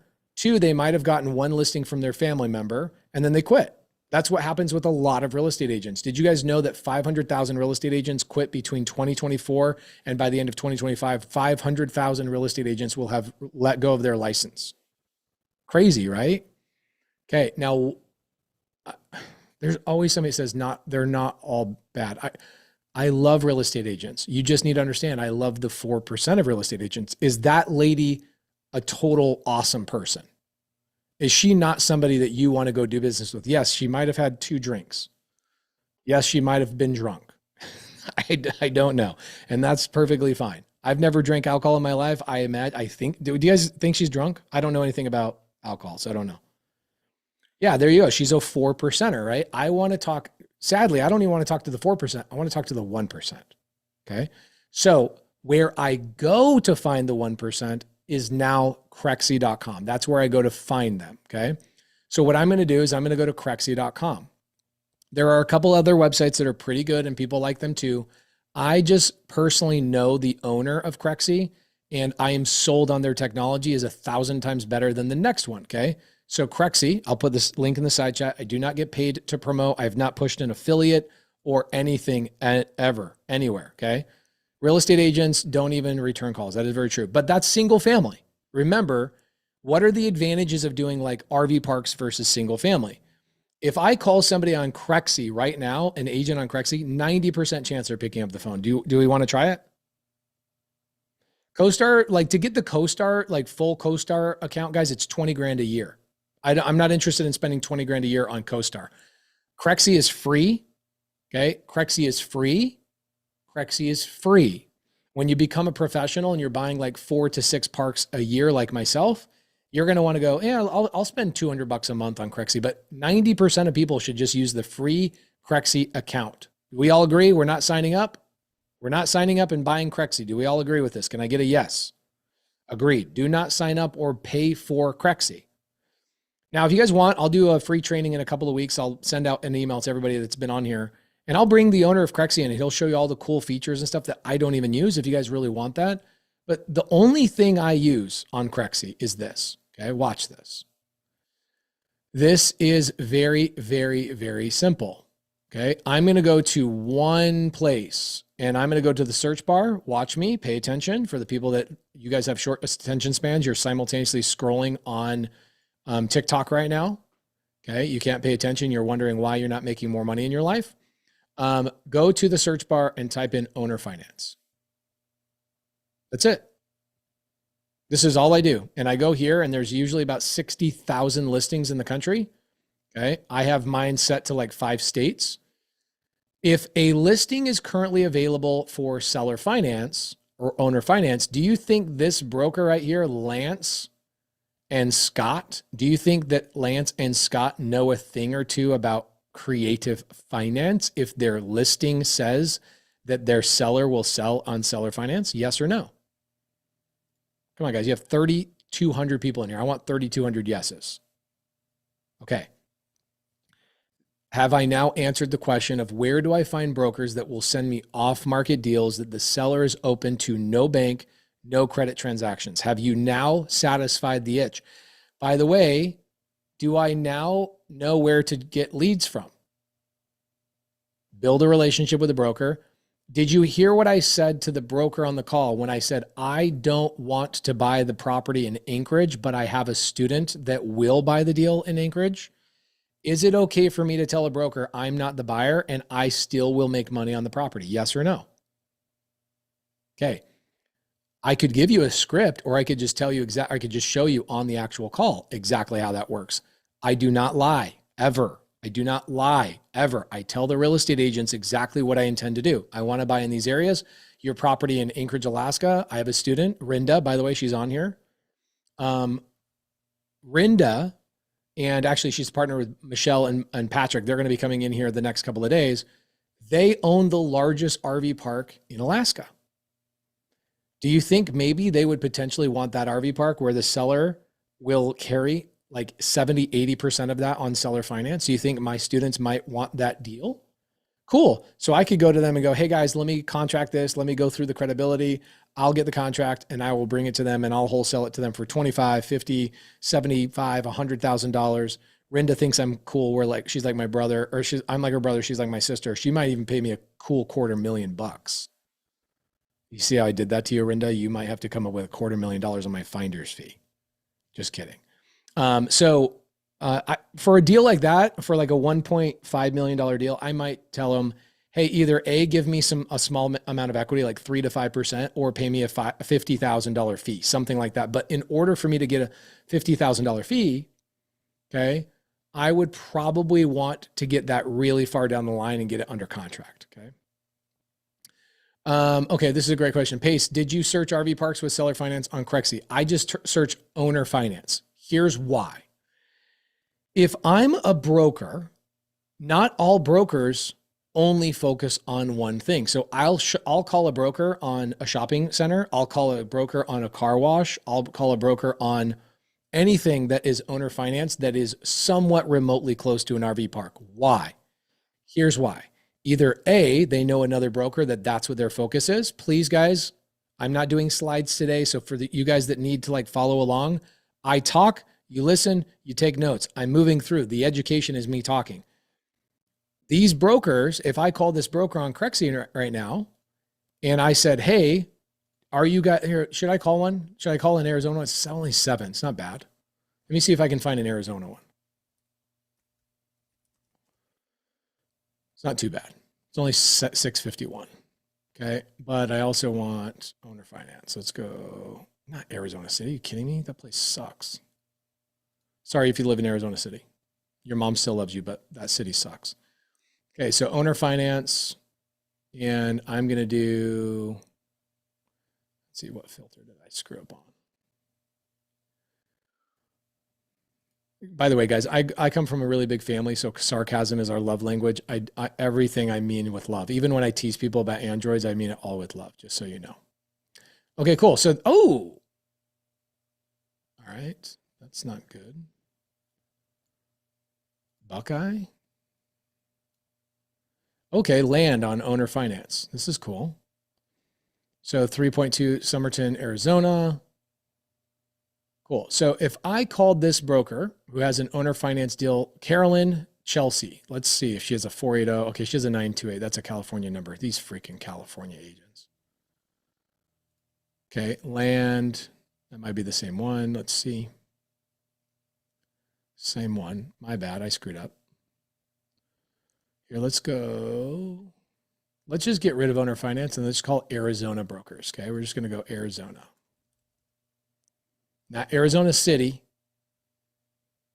Let's do current location because I'm in Arizona. Okay, cool. So you'll see a lot of stuff. Let's go remove the boundary. Okay, a lot of listings. Okay, you're going to have a lot of listings. These are all brokers that are pretty busy, right? Pricing stuff at 2 million, 3 million, all that kind of stuff. These people are friends with a lot of people. So I would build relationships with them and let them know I'm looking for RV parks. Do you represent sellers on RV parks?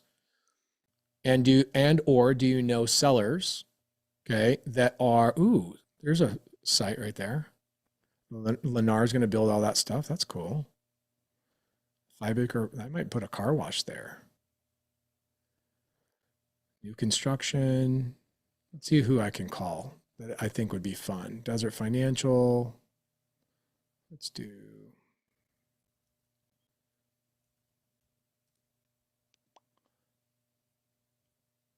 Okay, well, here's what we do. All types. Let's go to mobile home parks.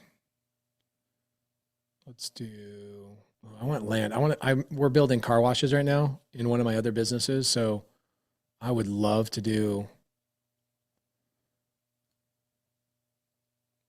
So anytime you get stuck, guys, just go to the very beginning. Okay, we'll go to current location. We're going to go to all types. We're going to go to mobile home parks. We're going to apply. And we're going to zoom in here and we're going to remove boundary. Okay, so we got a couple of mobile home, mobile home parks and and a freaking airport. Are you kidding me? That's sick. I could own a freaking airstrip right here. That's pretty cool. This is a broker I might want to call, right? Okay, this is the one. Turnkey investment, Globe, Arizona, 5 acres, utilities, cool. Western RV park. There we go. The Westerner RV park. 7 cap. That's really low. Okay, we'll talk about cap rates tomorrow for you guys to learn about cap rates. Okay, 37 total sites. This is in site in Phoenix, Westerner RV park. Here's what I'm going to do. I'm going to call this guy. The problem with doing this on like a Zoom with you guys is that this is not a private Zoom. This is a open Zoom with like YouTube and all that kind of stuff. And if I pull up their information and I call them, here's what I've learned about YouTube people. Okay. They will literally just call my agent that I'm talking to while I'm on the phone with them. Like literally somebody in this Zoom hates my guts. There's always a hater. There's always somebody that doesn't like me. And so they hang out on my Zooms. And then when I call a broker and they see the number, they will call that broker while I'm on the phone with them. Okay. Yeah, no, it happens all the time, dude. I had this call I did like 6 months ago, and I was talking to this dude, and I got this guy convinced, and I bought the property. So thankfully it worked out. But I got the seller, Asian dude. They're hard to negotiate with, by the way. If anybody's negotiated with an Asian dude, they're freaking gangster. They're like total absolute ninjas. I get this guy to do $0 down payment on a single family house at 0% interest. We ended up buying the property, but while I'm on the phone with him like this, okay, but I put his phone number was on Deal Sauce. People saw his phone number. I called the guy up, talking to him. I'm 10 minutes into the call, and he pulls his phone away and he goes, do you have me streaming on YouTube right now? I'm like, how the freak do you? And I'm like, yeah, I'm training people. I'm so sorry. Did somebody call you? He goes, yeah, I'm getting text messages right now saying the guy you're talking to on the phone is streaming you live on YouTube. So I don't do that anymore. How about Pace? You search one and not show us on the screen to call them. Willie Wong, have you not heard me make calls today? Would you guys just like me to make 100 calls in a row for you guys? Is that really what you want? Some people are like, give me 110. Okay, cool. Let me call this dude.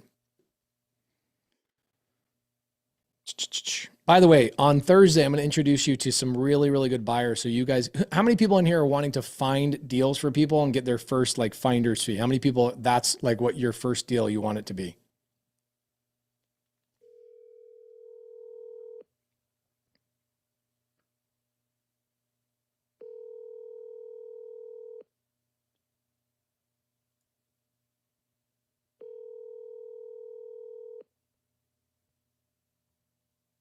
Your call has been forwarded to voicemail. The person you're trying.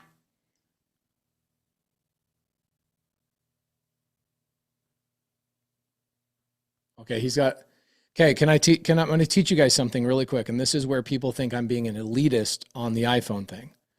I want to teach you guys something. When you're an Android user, here's why we iPhone people are weird about your Android. And this is a lesson that is important, I promise you.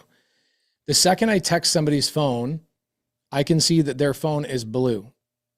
Okay, do you guys see that phone number is a blue? All the letters are blue. Can you guys see this?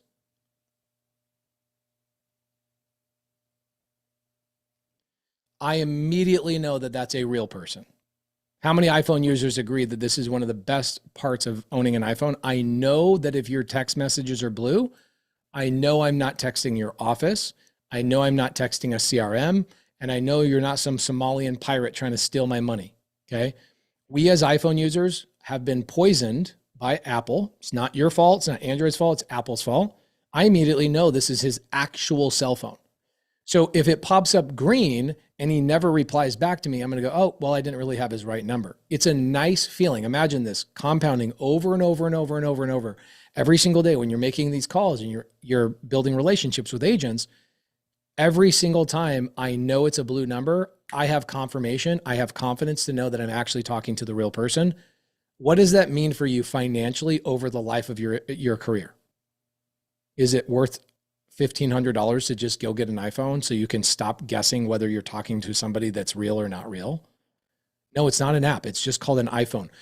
Secret for you guys that are Android users. Last joke. I have very dry humor, so people think I'm serious. When you buy an iPhone, what's kind of cool about iPhones is that you don't need to download third-party apps to use your phone. Our phone just works the way it should work right out of the box. Y'all are like downloading WhatsApp, Signal, all sorts of things because your family doesn't want you in their group chat. So you guys are all in WhatsApp groups, okay? We as iPhone users are like, I refuse to use an app that is not the phone I bought, okay? Just FYI, all right? There you go. Brian says, true, I get spam calls. It's just nice to know that that's the real guy. So I'm going to text him and say, hey, my name's Pace, blah, blah, blah. Okay. All right. So you guys ready for the next website? And have we answered the question of where do I find the brokers? Okay. Tonight, what we're going to do is we're going to email you guys the scripts to talk to a broker so that these brokers don't think you're the buyer. Does anybody have fear around calling a broker and going, well, I don't want to look stupid and act like I'm the real buyer when I'm really not? And they ask me a question and go, what parks do you own? You don't want to look stupid. So I will send you guys scripts tonight on exactly how to talk to these brokers and build relationships. And your job is to get them to send you addresses, just like the broker I talked to earlier. Now, what we'll do is we'll talk about how do you send those to buyers and how do you package them up and make sure that they're not a waste of time for your buyer so you can start sending them over to people, okay? That is what we call underwriting. We're going to underwrite those parks. Again, if you know that my average park is generating about $1 million a year, should you send me something that's generating $300,000 a year? Or would you go, oh, that's not for Pace. That's for one of my other buyers, right? Pretty simple, okay? Just kind of first pass underwriting. The other thing we're going to give you guys tonight, we've got a SubTo student named Judah coming in tomorrow. I'm going to give you guys tonight a checklist when you are calling these brokers or calling the sellers directly. Off-market deal sauce, off-market creative listing, off-market the real estate agent, like the agent I talked to, will send me off-market listings. Those are all off-market. If they're sending me stuff off-market, chances are that all of their credentials and all of their P&L and their things, their bank statements, their T12, all of those things are not all bundled together. And so I'm going to give you guys a checklist tonight so you guys can look at that checklist of things you need to gather before you send it to your buyer. Does that make sense, everybody? Okay. Awesome. There we go. By the way, we're at 7 o'clock, and I always tell people I want to be, was this worth your guys' time to show up tonight to get a bunch of information? Even though I tease and I have like a dry sense of humor, some people don't get it, and I apologize for that. The longer you know me, you'll be like, oh, Pace is just teasing us like a brother would. Cool. All right, so the next website I really like, but I don't use as much as Crexy, is LoopNet. Okay, LoopNet is a really good website as well, loopnet.com. They are the largest commercial real estate web company in the world. However, I don't love all their features compared to Crexy. Okay. Check it out. Ooh, Tampa. That's a parking garage. Look at all this stuff, man. Let's see if we can find, let's go to enter a location. Let's go to Arizona. Let's see what we can find in Arizona. Chances are though, here's how this works. Okay. So Arizona, chances are you're going to find the same listings on LoopNet as you will on Crexy. Okay. So let's go to, I don't want for lease. I want for sale. I want property types. Let's go down to,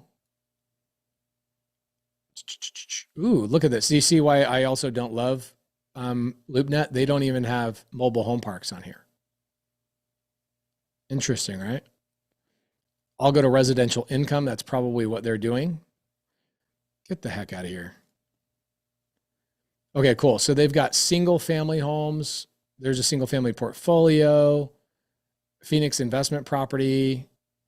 Okay, this is why I immediately do not like LoopNet as much as I like Crexy. Crexy just does what I want it to do with the types of properties I want. Let's go okay, so now I got to guess what specialty is. Got it. Okay. Self-storage, car wash, religious facility. Some of y'all churchgoers want that. Let's go to multifamily, might be the thing. Garden, manufacture. There we go. Let's go to mobile home parks. Cool. Not a lot available. That's pretty interesting, right? So this is also why people go off market. This is why people use deal sauces. They're like, well, there's only literally 3 properties on mobile home and RV parks for sale. There's 3. That is not even remotely true. There's no way that there's no RV parks for sale in Phoenix, Arizona. No possible way. Okay. So this is why I don't love LoopNet. They might be the largest, but this data has got to be bad. Just got to be bad data. Let's see. What do we got in QuartSite?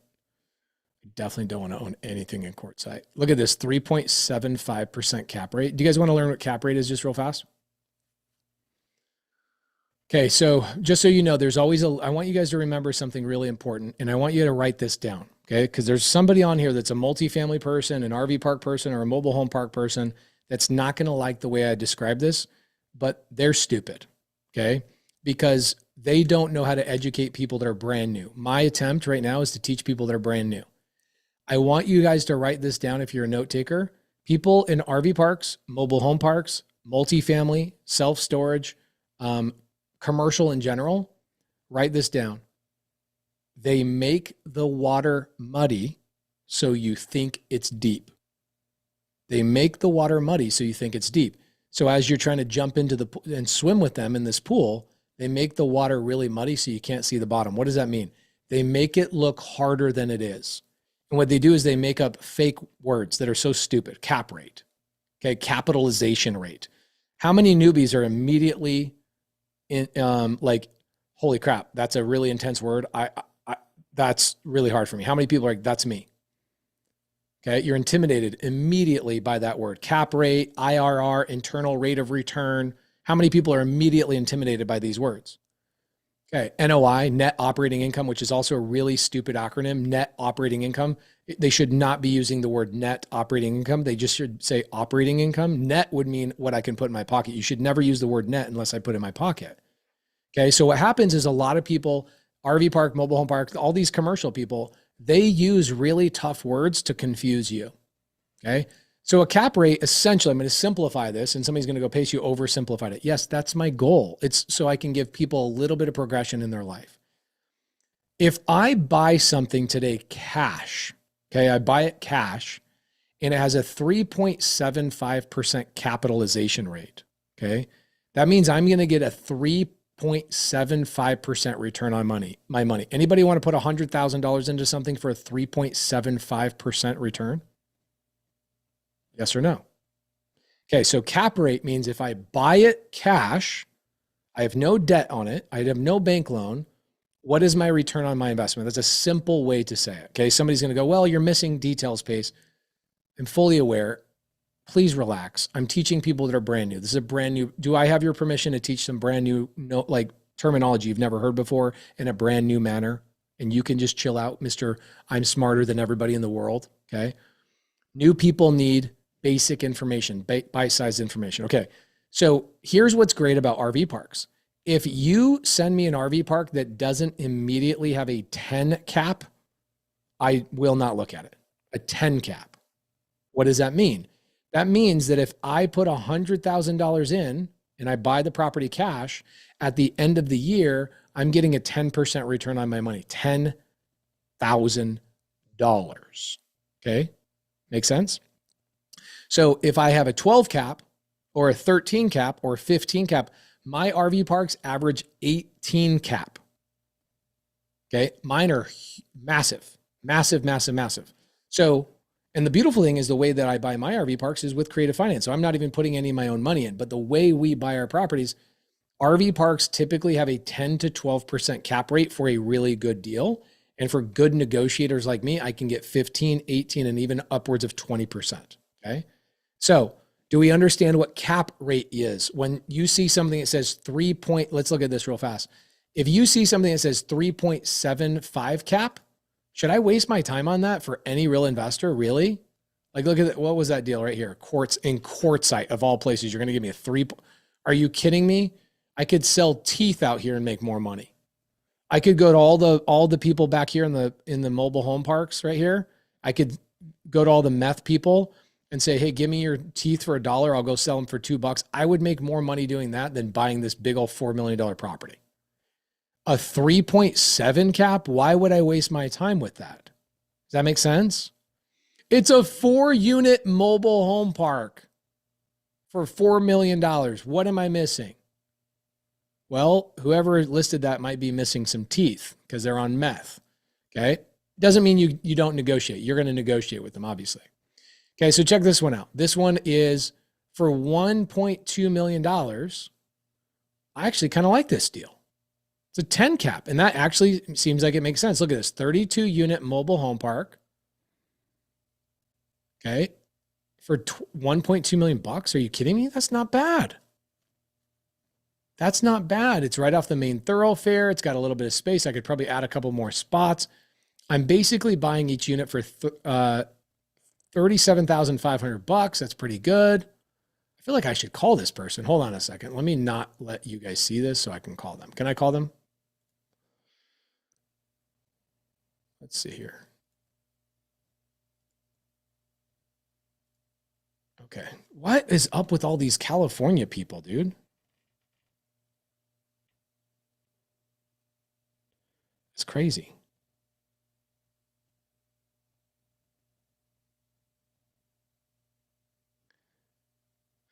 Okay, cool. So, hey, by the way, if you guys are in SubTo or Owners Club, please reach out to Rich in Owners Club. We're putting a list together of people that we're going to share on Thursday night during the challenge. I had 35 Owners Club members say, I want to be one of the buyers for the RV Park Challenge. So please reach out to Rich and let him know you want to be one of those people. Let's call this guy and talk to him. Okay? I like this guy because this guy puts up deals that actually make sense. It's probably not too late for a broker. If this was a real estate agent, it would probably be too late.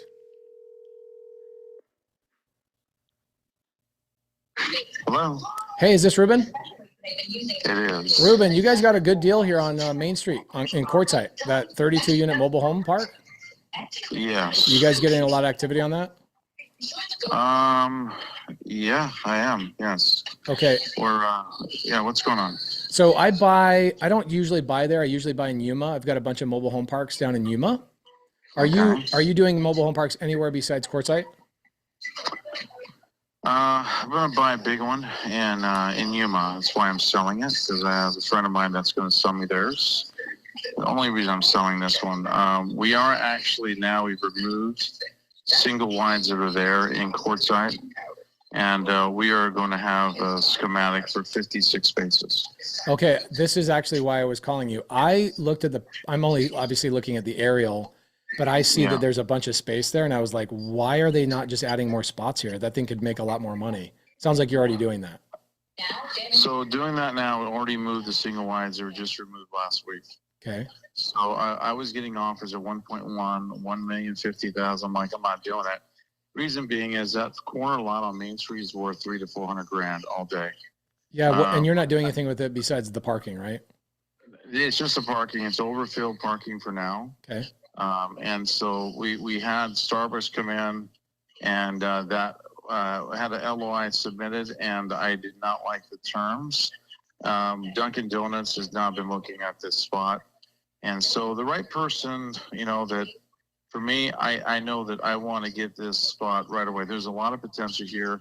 I'm leaving meat on the bone, which is fine with me. I'm going to make money on this. This is great. But I'm moving to a bigger park. Love it. So, and you're going to do probably a 1031 into the new park? Yes. Okay. And that new park is in Yuma? Yes. Are you finding other deals in Yuma that you could sell me? No, this is just this one here, because I even had to sign NDA. Okay, got it. And it sounds like you're more of a developer, kind of a badass investor kind of guy rather than a broker. So I own this. Yeah, right. That's what I'm saying. It doesn't sound like you're much of a broker anymore. It sounds like you're more of a developer / owner. So I mean, I do both, because deals come my way, and I have to look at it, one thing at a time, and make that decision. So I'm working on another deal that's a big complex that's bringing good residual, and I like the depreciation because I do make quite a bit of money putting in real estate. So it's just a good combination to use my money and then just multiply it and finding good residual. But this park's amazing, and I have a new buyer that's buying out the individuals that actually running the bar at the yacht club. Okay. She's coming in. She owns. It's in South Dakota. She owns. It's called where Wild Bill was actually murdered and killed into the bar. She runs that, owns it. Wow. She is bringing her staff, everyone, 6 months there, 6 months back. She is going to run this bar, and this bar is going to kill it. Is this the blue building that's in the photo? Yeah. Oh yeah. That's it. Dude, yeah. This is a freaking killer property. Dude, I know. I know. That's why I'm saying no to people wanting to. The corner lot, I'm trying to tell you, that corner lot can be developed into something. And Quartzsite is blown up. Everyone from Blythe is getting tired of the California BS. Solar's moving in all over a Quartzsite. The job growth is going to explode there. I mean, it's on Main. So that's why I'm not doing anything. If someone gives me the 1.2, I do have someone already sends financials to today. So it is going to only continue. I bought this park 3-4 years ago. Can't say at the time because there's so many things I own now, but this is one that I had to clean up. It was drugs there. It was a lot of stuff, but it was a special park in that location. I could not let go.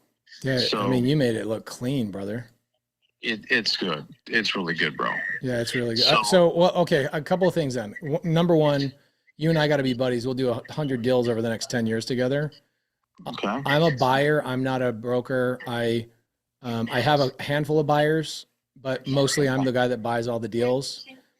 Okay. I don't own anything in Quartzsite, but I saw this deal today. I'm like, why is this deal for sale? Like, why has somebody not bought this freaking thing? This thing is incredible.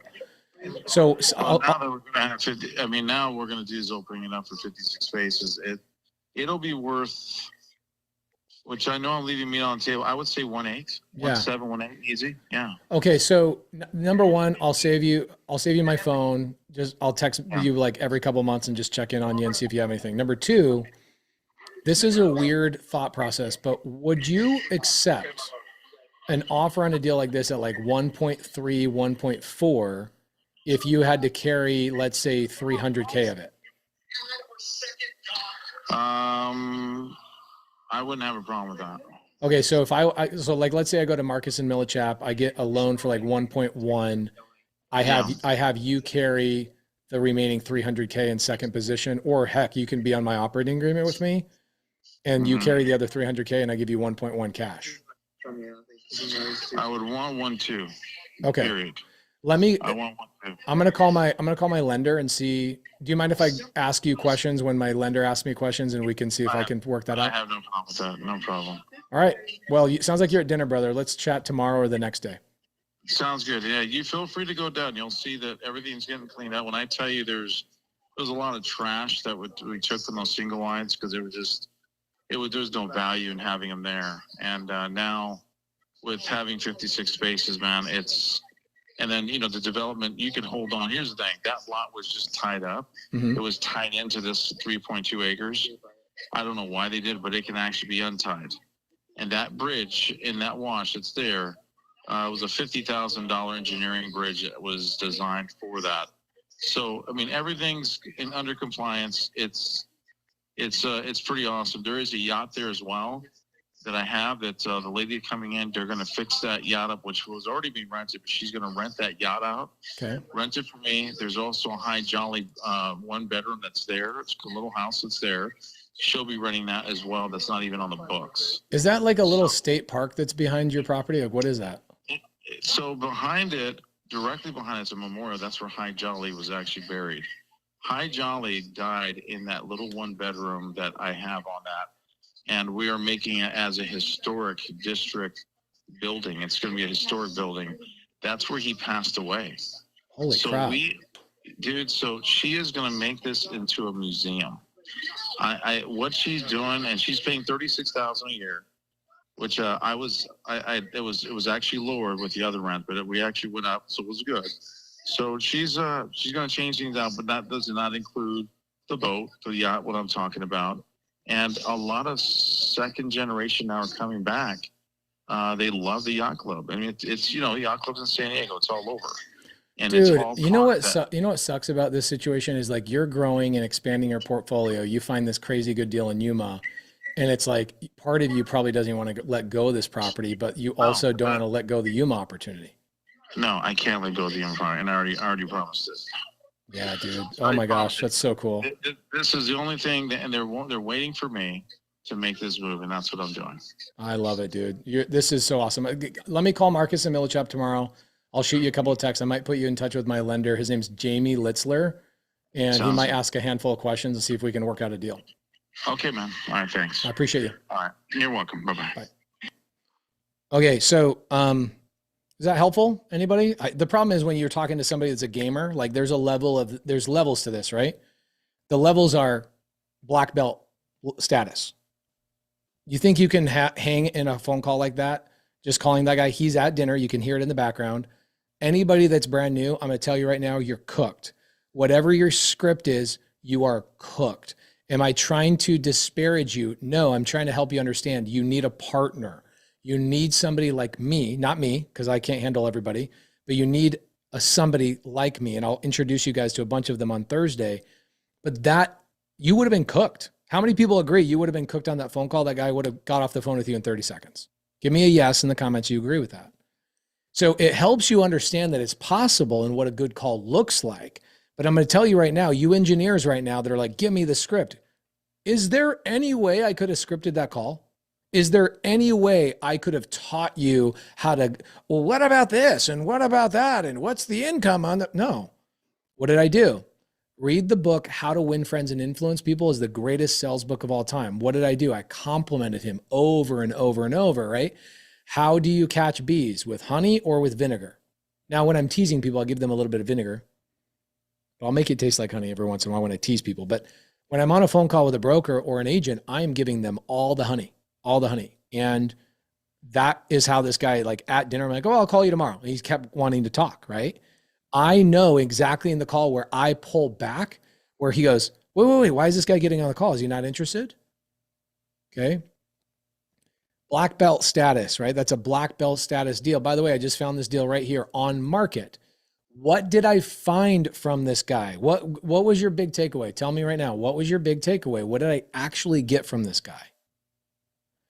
What I actually got from this guy is a long-term relationship for the rest of my life that now I know what I'm doing. I can go and go, hey, you know what? I'm not the buyer for that courtside deal, but can I find a buyer for it? Or I'll do the Morby method. Tomorrow at the top of the hour, I want to wrap up and be respectful of people's time today. Was everybody super happy to be here today and learn a ton, watch some good calls? Okay. Tomorrow, what I'll do is I'll break down what I meant on that park and how I get this mobile home park for free. It's called the Morby method. It's a strategy I invented about 12 years ago. And I will go and get that park with no money out of my pocket, but give him a higher number than what he was expecting and have him seller finance a big portion of it. Okay. I'll talk about that for the first 20, 30 minutes. This is so fun for me. And when you get really good at understanding how to make money, you could literally do this all day long. And people go, what? How do you stay motivated? What? How do I stay motivated? This is like playing video games for me. I could literally, people have to remind me to stop. I love doing this so freaking much. It's so great. I get to help him. I get to be friends with the guy. Do you think I'll make some money with that guy in my lifetime?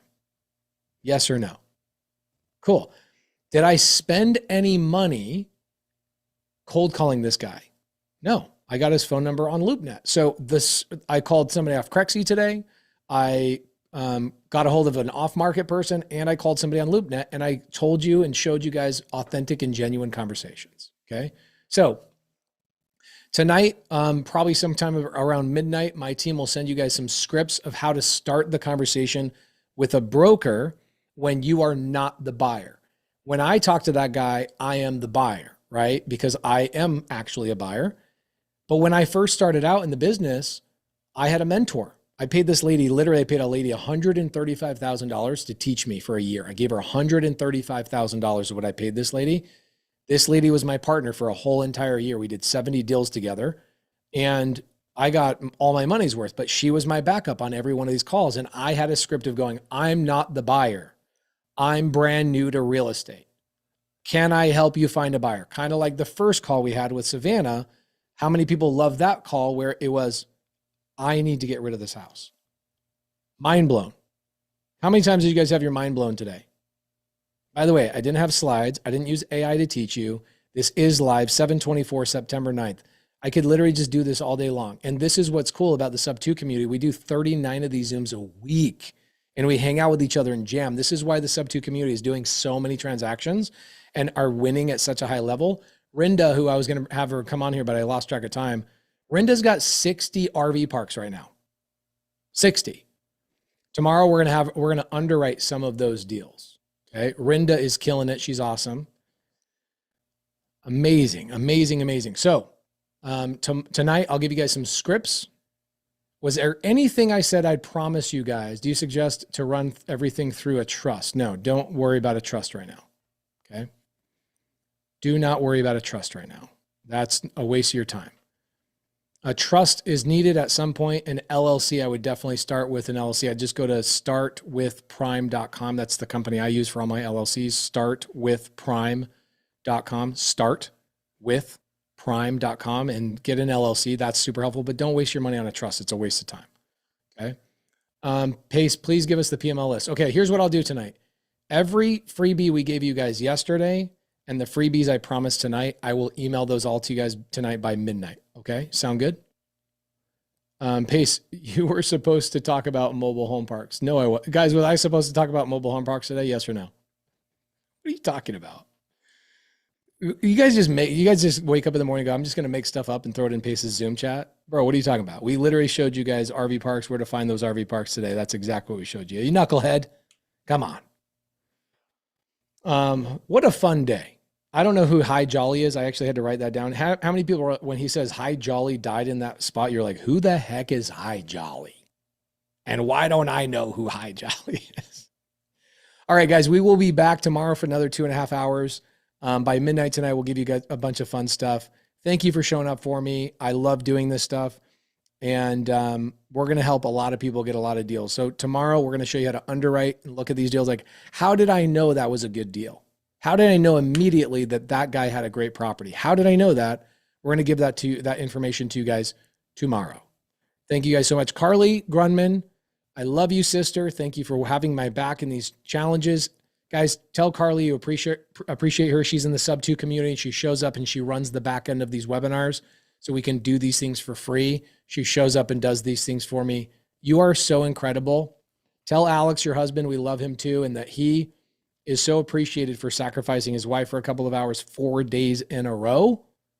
And your daughters, I know, appreciate you too. Thank you guys so much. We will be back 5 p.m. sharp. Guys, did we start 1 minute early today? On time, sharp, and I immediately started making calls? Yes, we did. I do not dilly-dally. We get right into it, and I put a lot of content in really, really fast. So show up on time. We're going to start making calls and doing some underwriting almost like right away. Thank you guys so much. Appreciate you. Have a great night. What's the